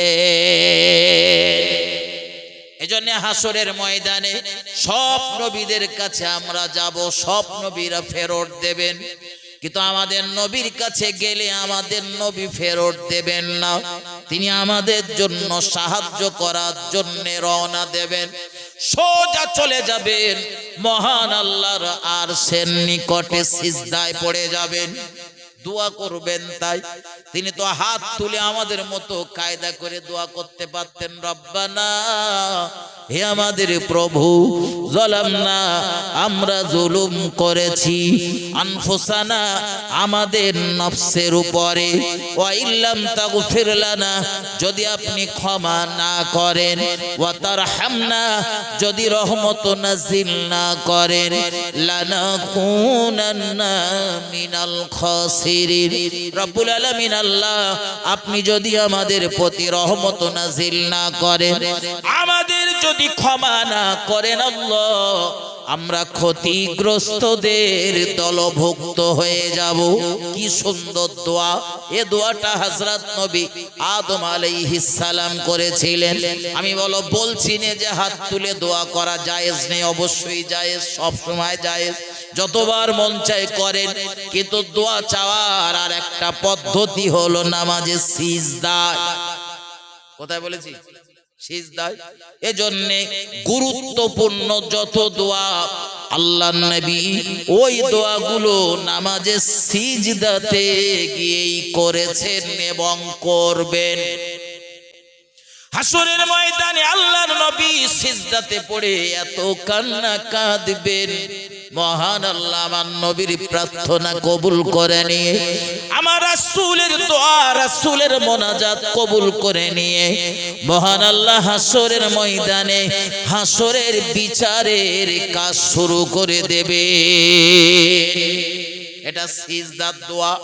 এজন্য মাঝে মধ্যে নফল নামাজ পড়বেন, আর ওই নফল নামাজে সিজদাতে মনের যন্ত্রণার কথাগুলো রবের কাছে বলবেন। ফরজ নামাজে না বলো, মতভেদ রয়েছে, নফল নামাজে করবেন এগুলো। ও বন্ধু, রবের দরবারে কিছু চেয়ে দেখবেন, আল্লাহ সহজে আপনাকে ফেরত দেবে না। আলোচনা এখানে নয়, আমি বোঝাচ্ছিলাম এই সিজদা দিয়ে জিনের বাচ্চা এত ইজ্জত লাভ করলো, সে পরিণত হলো মুআল্লিমুল মালাইকে। কিন্তু মহান আল্লাহ যখন মনুষ্য জাতিকে সৃষ্টি করবেন, মনস্তাব করলেন, সংকল্প করলেন, মহান আল্লাহ হযরত নবী আদমের দ্বারা তামাম দুনিয়াটাকে সাজাবেন বলে যখন নিয়াত করলেন, ও বাবাজি ভাইজানেরা, নবী আদমকে আল্লাহ সৃষ্টিও করলেন মাটির দ্বারা। ইতিহাস আপনাদের জানা। সব কিছু রেডি হয়ে যাবার পর মহান আল্লাহ যখন তার ফারিস্তাদেরকে নবী আদম আলাইহিস সালামকে তাজিমের সিজদা করতে বললেন, সবাই সিজদা করলো, ব্যতিক্রম শুধু ইবলিস আজাজিল সে করলো না। ঠিক না ভুল কথা বলেন? নাম্বার 1 তার অহংকার। আমি হলাম আগুনের তৈরি, নবী আদম হলো মাটির তৈরি। আগুন আর মাটির উপরে যদি আগুন ধরিয়ে দেওয়া যায় তো দেখা যাবে আগুনের স্ফুলিঙ্গ উপরের দিকে উঠতে থাকে আর মাটি থাকে নিচেই। তাহলে আমি আগুন হয়ে মাটির কাছে মাথা নত করব কেন? 2 নাম্বার, তার মনের ভিতরে ঢুকে গেল হিংসা। কি হিংসা? আমি এত ইবাদত বন্দেগী করলাম, করে করে আমি হয়েছি মুআল্লিমুল মালাইক, আর আদমকে মাটি দ্বারা তৈরি করা হয়েছে।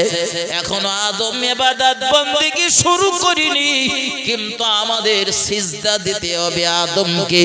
এতদিন আমার কথা মতো আসমানের ফারিস্তারা তারা আমার কথা মতো চলতো, এখন দেখছি আমার ইজ্জতেও ভাগ বসে যাচ্ছে। আদমের কাছে সবার মাথা নত করতে হচ্ছে। এই হিংসার কারণে আল্লাহর নবী আদম আলাইহিস সালামের প্রতি এই হিংসার মহান আল্লাহর আদেশ মান্যতা না দেওয়ার এই অহংকারের কারণে আজাজিল ইবলিসের तमाम জীবনের সব ইবাদতগুলো বরবাদ হয়ে গিয়েছে। আমরা তো দৈনন্দিন 5 ওয়াক্ত নামাজ পড়ি, তাও কত ফাঁকি, নফল নামাজ পড়ি না, কখনো কখনো কখনো সুন্নাত তো ছেড়ে দেই, তাই না? দেই না? আসরের আগে 4 রাকাত সুন্নত রয়েছে, আমরা সবাই পড়ি তো নাকি? আর কত পড়ি? কবে পড়েছিলাম মনেই নেই, 4 রাকাতটা পড়ি, ফরজটা পড়ি। অথচ রসুল কখনো পড়তেন, অধিকাংশ সময় পড়তেন, মাঝে মধ্যে ছেড়ে দিতেন, আর আমরা একেবারে ছেড়ে দেবো সেরেছি, ঠিক না? বল কথা বলে আমার ভাই, আমার আলোচনা এখানে নয়, ফিরে চলুন। এই যে ইবলিসের ভিতরে যে হিংসা, যে অহংকার, যে অহমিকা, এই হিংসা পৃথিবীর জমিনে সর্বপ্রথম যে মানুষের ভিতরে দেওয়া হয়েছিল, ওই মানুষটার নাম হলো নবী আদমের বেটা কাবিলের ভিতরে। কার ভিতরে? কাবিল। কাবিল আর হাবিল 2 ভাই, নাম শুনেছেন? যদিও বর্ণনা বলছে আল্লাহর নবী আদম আলাইহিস সালামকে আল্লাহ 20 জোড়া সন্তান দান করেছিলেন। একটু মহব্বত করে বলুন সুবহানাল্লাহ। অন্য বর্ণনাতে রয়েছে 120 জোড়া, আল্লাহু আলাম, আল্লাহ ভালো জানেন। এই নবী আদম আলাইহিস সালামকে আল্লাহ একসঙ্গে 2টো করে সন্তান দিতেন। ওই জোড়াতে একটা থাকতো ছেলে আর একটা থাকতো মেয়ে, যেহেতু আল্লাহ দুনিয়া সাজাবেন না আদমের দ্বারা, এজন্য শরীয়তের নিয়ম ওই পিরিয়ডে ছিল আগের পক্ষের ছেলের সঙ্গে পরের পক্ষের মেয়ের, আর পরের পক্ষের ছেলের সঙ্গে আগের পক্ষের মেয়ের, এইভাবে বিবাহ হতো ভাই বোন, সব আপন ভাই বোন। কিন্তু দ্বিতীয়ত আর কোনো পরিবার নেই, এজন্য এইভাবে বিবাহ হতো ওই পিরিয়ডে। হযরত আমরা মাঝে মধ্যে আলেমদের মুখে শুনি হাবিল আর কাবিল ছিল 2 ভাই। হাবিল হলো পশুপালন করত, পশুর চাষবাস করত। আমার দেশে এই ধরনের কিছু মানুষ রয়েছে, কিছু পশু নিয়ে একটা খামার বানিয়ে রেখে দিয়েছে, দুধ উৎপাদন করে, দুগ্ধ উৎপাদন করে। কেউ বা ছোটবেলায় ছোট ছোট বাছুর আনে, একটু বড় করে একটু হিষ্টপুষ্ট যেই হয় বেচা কেনা করে দেয়। এই ধরনের ব্যবসা বা পশুপালন আমার দেশেরও বহু মানুষ করে। আল্লাহর নবী আদম আলাইহিস সালামের বেটা হযরত হাবিল, তিনিও এই পশু পালন করতেন। আর নবী আদম আলাইহিস সালামের বড় বেটা কাবিল, সে ছিল একজন কৃষক, একজন চাষি। আমার দেশে যেমন মানুষ বিভিন্ন রকমের চাষবাস করে, নবী আদমের বেটা কাবিলও তেমন বিভিন্ন চাষবাস করতেন জীবিকা উপার্জন করার জন্য।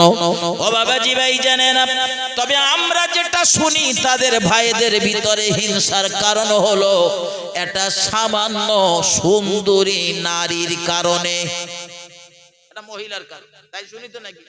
ইতিহাস তো আপনাদের জানা, আমি আরেকটুকুনি বললে বিষয়টা ক্লিয়ার হবে।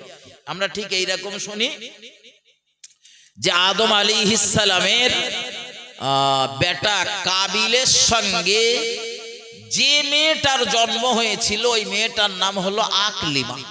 মেয়েটার নাম আকলিমা, মুখস্থ। মেয়েটা দেখতে শুনতে ছিল অপূর্ব সুন্দরী, খুব সুন্দর, রূপবতী। কিন্তু হাবিলের সঙ্গে যে মেয়েটার জন্ম হয়েছিল, ওই মেয়েটা সুন্দরী, তবে আকলিমার মতো অত সুন্দরী। সব মানুষের গড়ন, রূপ, সৌন্দর্য দেখতে একরকম হয়। আপনার 4টে ছেলে মেয়ে, তার ভিতরে দেখবেন একটা সব থেকে সুন্দর, তারপরে আরেকজন, তারপরে আরেকজন, এরকম ভাগ আছে। তো আদম আলাইহিস সালামের বেটা কাবিলের সঙ্গে যে মেয়েটার জন্ম হয়েছিল, আকলিমা দেখতে খুব সুন্দরী, কিন্তু আকলিমার সঙ্গে বিবাহ হবে শরীয়তের নিয়ম অনুসারে, কাবিলের সঙ্গে নয়, হাবিলের সঙ্গে। এই সিদ্ধান্ত নবী আদম এবং আমাদের আম্মা জান হাওয়া আলাইহাস সালাম যখন নিলেন, তখনই 2 ভাইয়ের ভিতরে লেগে গেল দ্বন্দ্ব। এটাই শুনি। কাবিল রাগে অগ্নিশর্মা হয়ে বলছে, ছিলাম মায়ের গর্ভে একসঙ্গে আমরা দুজন, বার হলাম একসাথে, পৃথিবীতে বড় হয়েছি একসাথে, বিবাহ দেওয়ার সময় আমার সঙ্গে না দিয়ে আমার ভাইয়ের সঙ্গে দেবে কেন? আমার সমাজেও আছে এই ধরনের ক্ষুদ্র ক্ষুদ্র বিষয় নিয়েও আমরাও ঝামেলা করি, করি না? করি না? করি। এই যে মহিলা ঘটিত, নারী ঘটিত একটা ঘটনা আমরা শুনি, কেউ কেউ হয়তো উল্লেখ করেছেন, কিন্তু আবার কেউ কেউ এটাকে নস্যাৎ করেছেন যে এটা ঠিক নয়। নবীর বেটা কাবিল তার ভাই হাবিলকে এই একজন মহিলার জন্য যে মার্ডার করেছেন বা হত্যা করেছেন, এই গল্পটা, এই ইতিহাসটা সঠিক নয়। যেমন তফসির ইবনে কাসির তার ইমাম বলেছেন যে এই বিষয়টা সঠিক নয়, এটা ইহুদিদের ঢোকানো একটা গল্প। তাদের ইহুদিদের ঢোকানো একটা গল্প। তফসির ইবনে কাসির এর ইমাম তিনি বর্ণনা করেছেন, কোরআন শরীফের ভিতরে এই বিষয়ে আল্লাহ খুব সুন্দর চমকপ্রদ ভাবে আলোচনা করেছেন। সূরা মায়েদার 27 থেকে 31 নম্বর আয়াত পর্যন্ত, বাড়ি যদি তফসির থাকে গিয়ে একটু মিলিয়ে নেবেন, দেখে নেবেন। তবে একটা প্রশ্ন জাগে যে হুজুর তাহলে ওদের দুই ভাইয়ের ঝামেলা হলো কেন? নারী খেটে তো যদি এই সুন্দরী নারী এইটা যদি বিষয় না হয় তো দুইবার ঝামেলাটা হলো কেন? এটা যে কোনো একটা কারণ তো আছে নাকি? কারণ আছে, সেই কারণটা আমার ভাই বাবাজিরা আমার, আমরা উম্মতে মুহাম্মাদি আমাদের জীবনে আমরাও দেখবেন মাঝে মধ্যে, শুধু নয় বছরে একবার করে আমরা কুরবানি দেই। কুরবানি সামনে আছে রমজান মাস, তারপরই আসবে 2 মাস 10 দিন পর ওই ঈদুল আজহার দিন, মানে জিলহজ মাসের 10 তারিখে যেটা সংগঠিত হয়। ও বাবাজি ভাই জানেরা, আল্লাহ শুকরিয়া, আমরা যারা সাহেবে নিসাবের মালিক আমরা কুরবানি দেই না কথা বলেন, দেই। তবে কখনো কখনো দেখা যায় কুরবানির উদ্দেশ্যটা পরিণত হয়, পরিবর্তন হয়। কখনো আল্লাহ সন্তুষ্টির জন্য, আর কখনো লোকে কি বলবে, মানুষ কি বলবে, এই জন্য কুরবানি দেই না। চাচার ধরেন বয়স 45-50 বছর, চাচা এ পর্যন্ত কুরবানি দেয়নি। যেহেতু কুরবানি দিতে গেলে 5-7 হাজার 10 হাজার টাকা তো খরচা হবে, চাচা ওই টাকা খরচা না করে জমিয়ে রেখে দিচ্ছে। অথচ চাচার জন্য কুরবানি করা ওয়াজিব। চাচা কুরবানি না দিয়ে বড় মেয়েটার বিয়ে দেওয়ার পরে চাচা চিন্তা করতেছেন, তাই তো প্রথম সন্তান বিয়ে দিলাম, বেঈমশাইয়ের বাড়ি যদি একটু গোশত না পাঠাই তো মান সম্মান থাকবে, তাই এই প্রথম তিনি কুরবানি দিলেন। এরকম ঘটনা হুবহু ভুরি ঘটে, এত্তাদ্দা না, ভুরি ঘটে। ও সাহেবের মালিক, অথচ ও প্যাকেট পেতে গোশ নেবে, আছে না নেই? আমার ভাইয়ের পরেও বলছি, আমরা যারা কুরবানি দেই, আল্লাহ যাদের সামর্থ্য দিয়েছে কুরবানি দেওয়ার, এই কুরবানি দেওয়ার পরে আমাদের কুরবানি কবুল হচ্ছে কি হচ্ছে না ওটা আমরা কেউ জানি না। ঠিক না ভুল কথা বল? এ পর্যন্ত আপনি যতবার কুরবানি দিয়েছেন আপনার কুরবানি কবুল হয়েছে কি আমরা জানি না, কিন্তু আমরা আশাবাদী যে আল্লাহ আমাদের কুরবানিকে কবুল করেছেন, আমরা আশাবাদী। আমার ভাই ও বাবাজিরা আমার, কিন্তু আমি মাঝে মধ্যে ভাবি অন্যান্য নবীদের পিরিয়ডে কুরবানির যে পদ্ধতি ছিল, যে সিস্টেম ছিল, ওই পদ্ধতিতে যদি আখিরি জামানার নবীর উম্মতদেরও যদি ওই একই পদ্ধতি থাকতো তো প্রতি বছর আমাদের বেউজ্জতি হবার ভয় ছিল। এমনি কুরবানি দিয়েছি, কুরবানি কবুল হয়েছে কি হয়নি জানি না, কিন্তু গোশতটা তো খাওয়া হয়েছে, হয় না? কিন্তু অন্যান্য নবীদের পিরিয়ডে দেখা যায় কুরবানির বস্তু একটা জায়গায় রেখে আসতে হবে, আসমান থেকে আগুন নেমে আসবে, যার কুরবানিটা কবুল হয়েছে তার কুরবানিটা পুড়িয়ে ছাই করে দেবে। একটু মহব্বত করে বলুন সুবহানাল্লাহ।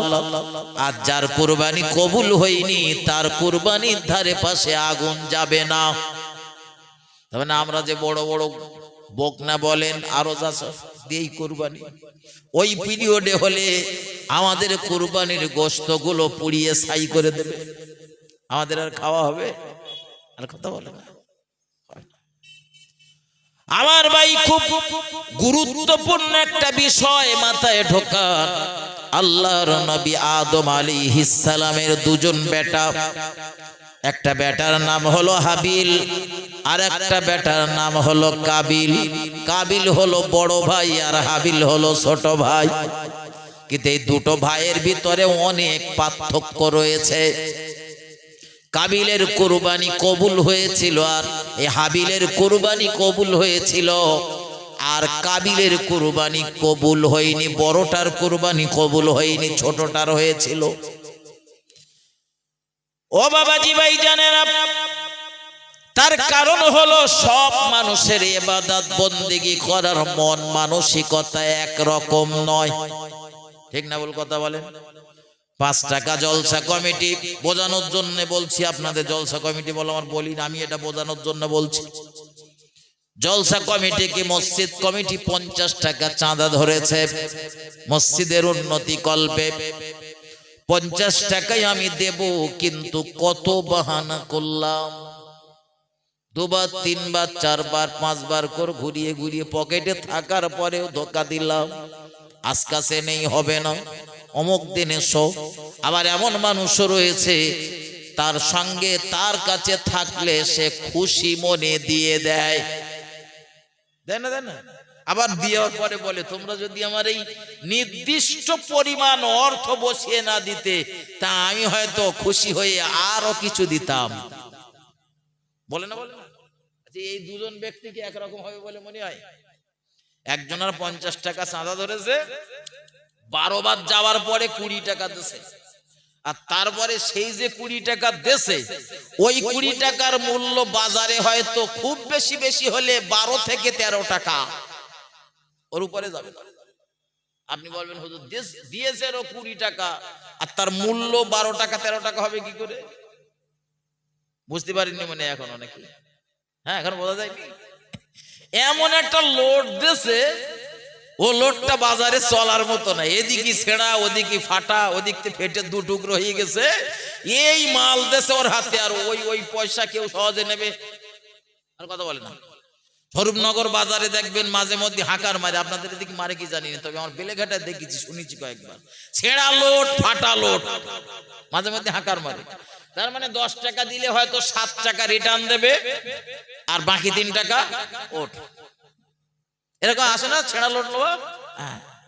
তো 20 টাকা দেশে ও বাজারে যা ছেঁড়া লোড কাটা লোড বলে হাঁকার মারতেছে, ওর কাছে দিলে ও খুব বেশি বেশি হলে হয়তো 12-13 টাকা দেবে আর বাকিটা তার। দেয় না দেয় না? হ্যাঁ, মাঝে মধ্যে জুমার দিন শুক্রবারের দিন এগুলো ফলো করবে।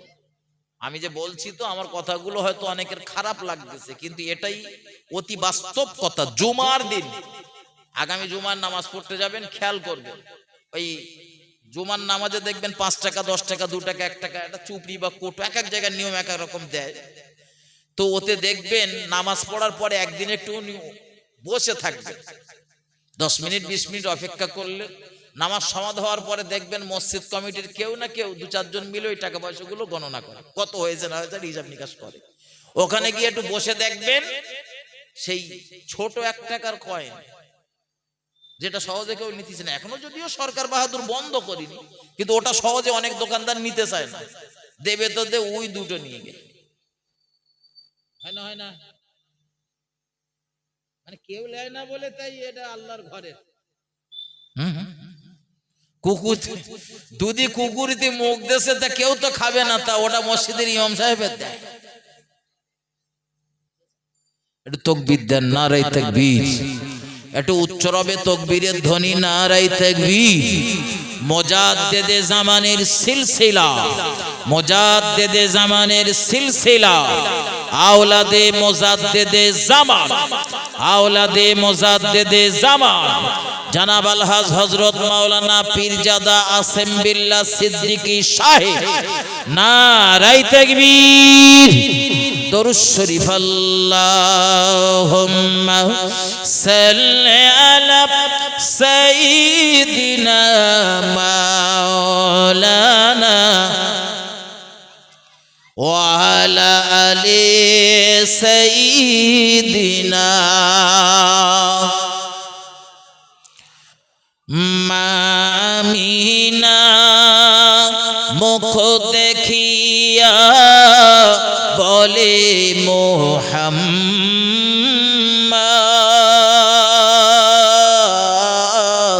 আর দুঃখে ভরা কপাল রে তোর অমর সোনার চাঁদ। মায়ামিনার দুইটি চোখে অশ্রু ঝরে পড়ে, মায়ামিনা মুখ দেখিয়া বলে মুহাম্মদ,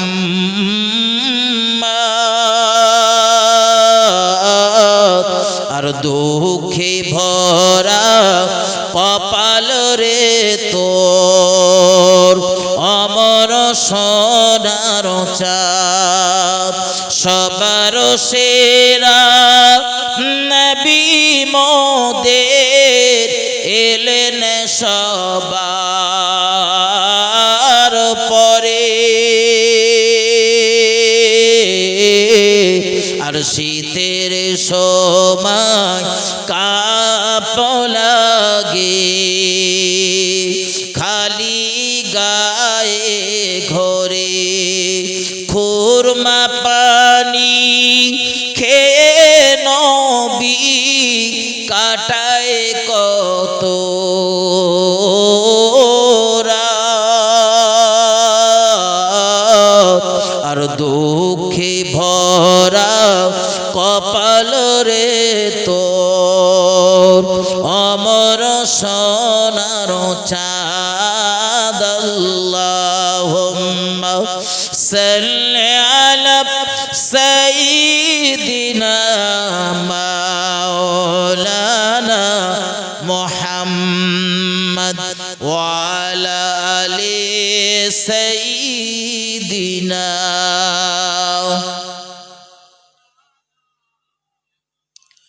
আমার ভাইজানেরা ঠান্ডা মাথায় বুঝুন, আল্লাহর নবী হযরত আদম আলাইহিস সালামের বেটাদের ভিতরে সমস্যার মূল কারণ হলো এই জায়গাটায়। মহান আল্লাহ কুরবানি দেওয়ার কথা বললেন, আমরাও দেই, কুরবানি দেই না? দেই না? দেই। কেউ একটু হিষ্টপুষ্ট পশু দেখে কুরবানি দেয়, আবার কেউ হয়তো গ্রামের সেরা গরু নিয়ে কুরবানি দেয়, আছে। আবার কেউ একটা ছোটখাটো দেয়। তো নিয়তটা কার কি ওইটা দেখার দরকার। বড় একটা গরু কিনলেন 1 লাখ টাকা দিয়ে, আর চার দোকানে বসে ঠ্যাং নাড়াচ্ছেন আর বলতেছেন আমার মতো গরু এখানে কেউ কিনিনি। গরুটা যে কোনটা বোঝা যাচ্ছে না, যেটা কিনেছেন সেইটা না যে কিনেছে সেইটা, ওটা বোঝা যাচ্ছে না। আপনি কুরবানি করবেন তা এত অহংকার কিসের? আপনি কি জানেন আপনার কুরবানি কবুল হবে কি হয়েছে? এটা তো আপনি জানেন না, তাহলে এত অহংকার কিসের? টাকা বেশি গিয়েছে তাই। অমন টাকা দুনিয়ার কত মানুষের ছিল কিন্তু কোনো কাজে লাগেনি। নবী আদম আলাইহিস সালামের বেটা হযরত হাবিল, সে কুরবানি দেওয়ার জন্য বাড়ি থেকে বার হয়েছেন। খুব হিষ্টপিষ্ট একটা পশু নিয়ে পাহাড়ের উপরে রেখে এসেছেন। আমরা তো কুরবানি দেই গ্রাউন্ডে, বাড়ির গ্রাউন্ডে আশেপাশে সুন্দর করে হাত পা বেঁধে, কেউ মাথার দিকটা ধরে, কেউ গলার দিকটা ধরে ভালো করে সরা দিয়ে আমরা চালান দিই, দেই না? দেই না? এখন যদি কেউ মনে করেন একটা কুরবানির ভাগী হতে গেলে 10 বস্তা ধান বিক্রি করা লাগবে, তা হুজুর আমি আর ধান বিক্রি করব না, 10 বস্তা ধান বাড়ির উঠোনে রেখে ইমাম সাহেবকে ডেকে এনে ওই ধানের বস্তায় ছোড়া চালিয়ে কুরবানি করব, হবে? ওটা আমাদের জন্য চলবে না। কিন্তু অন্যান্য নবীদের পিরিয়ডে যে কোনো বিষয় দিয়ে কুরবানি, যে কোনো বস্তু দিয়ে কুরবানি দেওয়া যেত। এজন্য নবী আদমের একজন বেটা হাবিল, সে একটা হুষ্টপুষ্ট পশু নিয়ে কুরবানি দেওয়ার জন্য পাহাড়ের উপরে রেখে এসেছেন। কোন তলোয়ার বা অস্ত্র টস্ত্র নোকেন রেখে এসেছেন। যার কুরবানি কবুল হবে, আমি আগেই বলেছি, আসমান থেকে আগুন এসে ওটা পুড়িয়ে দেবে। আর নবী আদমের বড় বেটা কাবিল, সে ছিল কৃষক, চাষি। এই জন্য তার চাষ করা কিছু শস্য, কৃষক মানুষ, সে গম হোক, জব হোক, ভুট্টা হোক, যা হোক, কিছু নিয়েছে খানিকটা। তবে একটু দুর্বল প্রকৃতির। ওই আগেই বলেছি, সবার মন মানসিকতা একরকম হয় না। কেউ 20 টাকা মসজিদে দেয় খুশি মনে, আর কেউ সব থেকে সেরা লোটটা দেয়, তাও 4 বার হাতের ভিতরে ঘোড়ায় আর একটু ছিঁড়ে যায়, মানে দেবো কি দেবো না তখন চিন্তা করে। আমার ভাই বাবাজিরা, আমার কাবিল আদম আলাইহিস সালামের ছেলে, সে তার কিছু শস্য নিয়ে পাহাড়ের উপরে রেখে এলো। এখন কার কুরবানি কবুল হবে আর কারটা হবে না, ও সিদ্ধান্ত তো আল্লাহর, মনের খবরও জানে আল্লাহ। তবে কাবিল আর হাবিলের ভিতরে দেখতে শুনতে, কথাবার্তায়, আচার ব্যবহারে কাবিলের থেকে হাবিল ভালো। একটু মহব্বত করে বলুন সুবহানাল্লাহ। আপনারও দেখবেন আল্লাহ হয়তো 3-4টে বেটা বেটি দেশে, একটা ছেলেকে একটা মেয়ে দেখবেন, বাপ যা বলে তাই, তাতে ওর ক্ষতি হলে ও বলে তাই ঠিক আছে, আছে না নেই? আবার দুটো এমন আছে, বাপ কোন একটা সিদ্ধান্ত টেনে দিয়েছে, ওর লাভ হয়েছে, তারপরে ও মানবে না, আর একটু মাল বেশি চাই, সেই রাম হাঁকা চেল্লা করে উঠলে। কখনো কখনো বাপের গায়ে হাত তুলতেও কুণ্ঠিত বোধ করে না, আমার সমাজে আছে। এখন কাবিল যখন, এই কাবিল হলো ওই প্রকৃতির একজন ছেলে, সে নবী আদম আলাইহিস সালাম এবং তার আম্মা জান হাওয়া আলাইহাস সালামের কথা মতো চলতো না। এক কথায় মা বাপের সব কথা মান্যতা দিত না। কিন্তু হাবিল ছিল এত সাদা মাটা জীবন ধারণকারী, সে নবী আদম আলাইহিস সালাম এবং তার আম্মা জান হাওয়া আলাইহাস সালামের কথা মতো জীবন পরিচালনা করতেন। এখন দেখা গেল কুরবানি কবুল হবে কার? মহান আল্লাহর সিদ্ধান্ত।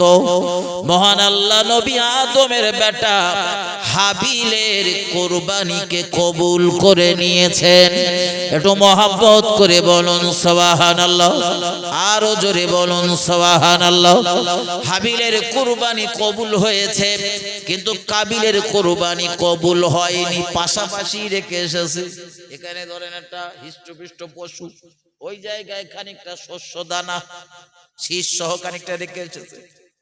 হাবিলের কুরবানি কবুল হয়েছে, কিন্তু কাবিলেরটা কবুল হয়নি। কাবিলের হিংসা, রাগ এখান থেকে শুরু। আমিও কুরবানি দিলাম আর আমার ভাইও কুরবানি দিল, আল্লাহ আমার ভাইয়ের কুরবানি কবুল করেছেন, আমার কুরবানি কেন কবুল করেনি? এত রাগান্বিত হয়ে গেলেন, সিদ্ধান্ত নিলেন আমি আমার ভাইকে মার্ডার করব, আমি জুলুমকারী হব। কাবিল যখন তার ভাই হাবিলকে বলল, হাবিল কত নরম মনের ছেলে, মাথায় ঢোকান। কাবিল যখন বলছিল আমি তোমায় মারবো, মারতে উদ্যত হব তোমায়, হত্যা করব, মার্ডার করব। হাবিল কি সুন্দর উক্তি করলো, আপনি আমায় মারবেন বলে হাত তুললেও আমি হাবিল হাত তুলব না। দুজনের মধ্যে পার্থক্য আছে না নেই বোঝেন? একজনের কুরবানি কবুল হয়েছে আর একজনের কেন হয়নি বোঝেন? কাবিল বলল আমি তোমায় মারব, কিন্তু হাবিল বলল তুমি মারলেও আমি তোমায় মারব না। আমার দেশের কিছু মানুষ রয়েছে এই প্রকৃতির, একজন অপরজনকে গালি দিচ্ছে তো অপর ব্যক্তি চুপচাপ রয়েছে, ধৈর্য ধারণ করছে, যেহেতু গালি দেওয়াটা তো কোনো ভালো মানুষের কাজ না। আর গালি খুব ভয়ঙ্কর একটা বিষয়, ভয়ঙ্কর একটা বস্তু, জিনিস। আপনি আপনার পিতামাতাকে বা অপরের পিতামাতাকে যদি গালি দেন, এ সম্পর্কে একটা হাদিস রয়েছে। আল্লাহর নবী বলেন, যদি কোনো সন্তান তার পিতামাতাকে গালিগালাজ করে, রাসূল বললেন ওই সন্তানটা জান্নাতে যেতে পারবে না। আর জান্নাত থেকে কয়েক হাজার মাইল দূরে জান্নাতে সুঘ্রাণ সুগন্ধি পাওয়া যায়, এটাও তার নসিবে জুটবে না। আল্লাহর হাবিবের একজন সাহাবা সঙ্গে সঙ্গে প্রশ্ন করলেন, জিজ্ঞাসা করলেন, ইয়া রাসূলুল্লাহ, ইয়া হাবিবাল্লাহ, হুজুর, পিতামাতাকে গালিগালাজ করবে এমন সন্তানের কি দুনিয়ায় জন্ম হবে? প্রশ্ন করেছেন, প্রশ্নের ধরন দেখুন। সাহাবা জিজ্ঞাসা করলেন, হুজুর, এমনও ছেলে মেয়ে কি দুনিয়াতে জন্ম নেবে যারা তাদের পিতামাতাকে গালিগালাজ করবে? তার মানে ও পর্যন্ত বাপ মাকে গালিগালাজ দেয় এমন ছেলে মেয়ের জন্ম হয়নি। তাই বোঝায় তো নাকি? অবাক করা বিষয়, তাই প্রশ্ন করেছেন, হুজুর আপনি তো গালি দেওয়ার কথা বলছেন, কিন্তু এরকম ছেলে মেয়েও কি হবে যারা তাদের বাপ মাকে গালি দেবে? আল্লাহর নবী বলেন, সাহাবারা, তুমি তোমার পিতামাতাকে গালিগালাজ করলে না ঠিকই, কিন্তু অপরের পিতামাতাকে তুমি যদি গালিগালাজ করো আর ওই ব্যক্তি যদি তোমার পিতামাতাকে ঘুরিয়ে গালিগালাজ করে, আমি রাসূল বলছি উভয়ের জন্য জান্নাত হারাম হয়ে যাবে।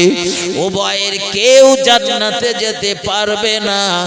আর জান্নাত থেকে কয়েক হাজার মাইল দূরে জান্নাতের সুগন্ধি পাওয়া যায়, খুশবু পাওয়া যায়, এটা ওদের নসিবে জুটবে না। আমার দেশে দেখবেন একজন গালি দিচ্ছে আর একজন চুপ রয়েছে। যদি চুপ থাকে তো যে গালি দিচ্ছিল ওর পাওয়ার তখন আরো বেড়ে যায়। পারে না, কমে পারে না। যা ওখানে গালি দিয়েছে দিয়েছে, শেষে চার দোকানে গিয়ে এক দোকান লোকের সামনে জানি ও যদি অপরাধী না হয় আমি ওর গালি দিচ্ছিলাম, কিচ্ছু বলে না, চুপচাপ রয়েছে, তার মানে ও অপরাধী। চুপ রয়েছে মানে অপরাধী নাকি? ও যে ধৈর্য ধারণ করছে এটা তো বোঝার ক্ষমতা নেই।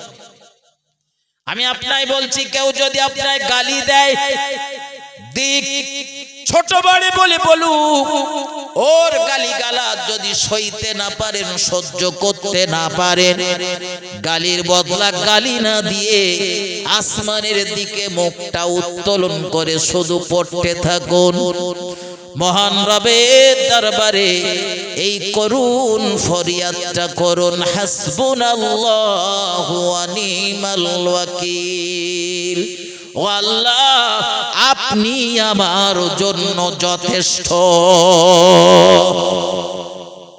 হযরত নবী ইব্রাহিমকে আগুনে ফেলার জন্য গোটা জাতি যখন নবী ইব্রাহিমের পিছনে লেগে গেল, নবী ইব্রাহিমকে আগুনে ফেলবে, সব সিদ্ধান্ত হয়ে গেল, সব কিছু রেডি হয়ে গেল। আল্লাহ নবী ইব্রাহিম আলাইহিস সালাম ভাবতেছিলেন, আল্লাহ সবাই আমার বিরোধিতা করলে আমার বাপ মাটাও আমার পাশে দাঁড়াবে। ঠিক না বল, কথা বলে? আমি আগেই বলছিলাম গ্রামের সব থেকে খারাপ ছেলে হওয়ার পরেও গ্রামের সব লোক যদি তাকে বয়কট করে দেয়, বাপ মা বলো বয়কট করে না? কখন হয়তো রাগের মাথায় থানার থেকে পুলিশ প্রশাসনের লোক এসেছে, প্রশাসনের লোক, কখন হয়তো বলে ও আমার বেটা না, তোমরা যা খুশি তাই করো। কিন্তু পুলিশ চলে যাওয়ার পরই আবার ওই বাপ দৌড়োয় প্রধানের কাছে বা এমএলএ এমপির কাছে, কি করে ছেলেটার বাঁচানো যায়। আল্লাহ নবী ইব্রাহিম আলাইহিস সালাম দেখলেন সবাই যেমন আমার ক্ষতি করার জন্য প্রস্তুতি নিচ্ছে, ওই দলের ভিতরে দেখতে পেয়েছেন নবী ইব্রাহিম তার জনমদাতা পিতাও রয়েছে নবী ইব্রাহিমকে আগুনে ফেলবে বলে, আর নবী ইব্রাহিমের বাপ রয়েছে সামনের দিকে। তো আগুনে ফেলার সময় ফারিস্তারা যখন নবী ইব্রাহিমকে জিজ্ঞাসা করছিলেন, ওগো আল্লাহর খলিল, আল্লাহর বন্ধু, আপনার কোনো সাহায্যের প্রয়োজন হলে বলুন, আমরা সাহায্য করব। নবী ইব্রাহিম জবাব দিচ্ছিলেন, তোমরা নিজেদের পক্ষ থেকে এসেছো না মহান আল্লাহ প্রেরণ করেছেন, পাঠিয়েছেন? তারা বলল, হুজুর আমরা এসেছি আপনার সাহায্য করার জন্য, নিশ্চয়ই মহান আল্লাহর অনুমতি আছে। ফারিস্তারা এসেছে এমনি এমনি। কিন্তু নবী ইব্রাহিম আলাইহিস সালাম বললেন, তোমাদের কোনো সাহায্যের আমার প্রয়োজন নেই। যে আল্লাহর কোরআনের জন্য, যে আল্লাহর দ্বীনের জন্য, যে আল্লাহর একত্ববাদের প্রচার প্রসার করার জন্য আমি ইব্রাহিম দেশের মানুষের কাছে এত বড় একজন খারাপ ব্যক্তিতে পরিণত হয়েছে, সবাই ধরে আমায় আগুনে ফেলার জন্য সংকল্প নিয়েছে। এই কঠিন মুহূর্তে দাঁড়িয়েও আমি বলছি, তোমাদের সাহায্য আমার লাগবে না, আমার জন্য আমার আল্লাহই যথেষ্ট। পৃথিবীর জমিনে নবী ইব্রাহিম এই দোয়াটা প্রথম পড়েছিলেন, হাসবুনাল্লাহু ওয়া নি'মাল ওয়াকিল। এটা নবী ইব্রাহিমের প্রথম দোয়া। ও বাবাজি ভাই জানেন, এজন্য কেউ আপনাকে গালি দিয়েছে, ছোট বড় কথা বলেছে, রাগান্বিত না হয়ে তার গালির পরিবর্তে গালি না দিয়ে ধৈর্য ধারণ করুন, লাভ আপনার। আমি আলোচনা বাড়াবো না, আলোচনা ছাড়বো, শেষ কথাটা মাথায় নেন। আল্লাহর নবী আদম আলাইহিস সালামের বেটা কাবিল যখন বলছিল আমি তোমায় মার্ডার করব, হাবিল বলল তুমি আমার উপরে হাত তুললেও আমি তোমার উপরে হাত তুলব না। একটু জোরে বলুন সুবহানাল্লাহ, নারায়ে তাকবীর। আর একটু উচ্চ রবে তাকবীরের ধ্বনি, নারায়ে তাকবীর। মুজাদ্দিদে জামানের সিলসিলা, মুজাদ্দিদে জামানের সিলসিলা, অল ইন্ডিয়া সুন্নাতুল জামাত, আওলাদে মুজাদ্দিদুজ জামান, আওলাদে মুজাদ্দিদুজ জামান, নারায়ে তাকবীর। আমার ভাই, আমি আমার আলোচনা এখানে ছাড়লাম। ভাষাগত দিক দিয়ে ভুল ত্রুটি ক্ষমা সুন্দর দৃষ্টিতে তাকাবেন, আমার জন্য দোয়া রাখবেন, আমিও আপনাদের জন্য দোয়া করব। এখন আপনাদের মাঝে আলোচনা করবেন আমাদের ফুরফুরা দরবার শরীফ থেকে আগত মুজাদ্দিদুজ জামান দাদা হুজুর রহমাতুল্লাহ আলাইহির আওলাদ। তিনি এসেছেন, নাম ধাম তো এর আগে বহুবার শুনেছেন, তো আমি আর নাম বললাম না। হযরত এসেছেন, তার আলোচনা আপনারা শুনতে থাকুন। এখনো যারা আশেপাশে রয়েছেন মজলিসে এসে একটু বসেন। আমি তো যখন উঠেছিলাম চেটায় একটা লোকও ছিল না, এখন তবু কিছু লোক এসে বসেছেন। আরো বাইরে যারা রয়েছেন ভিতরে এসে বসার জন্য অনুরোধ করছি। দরুদ শরীফ, আল্লাহুম্মা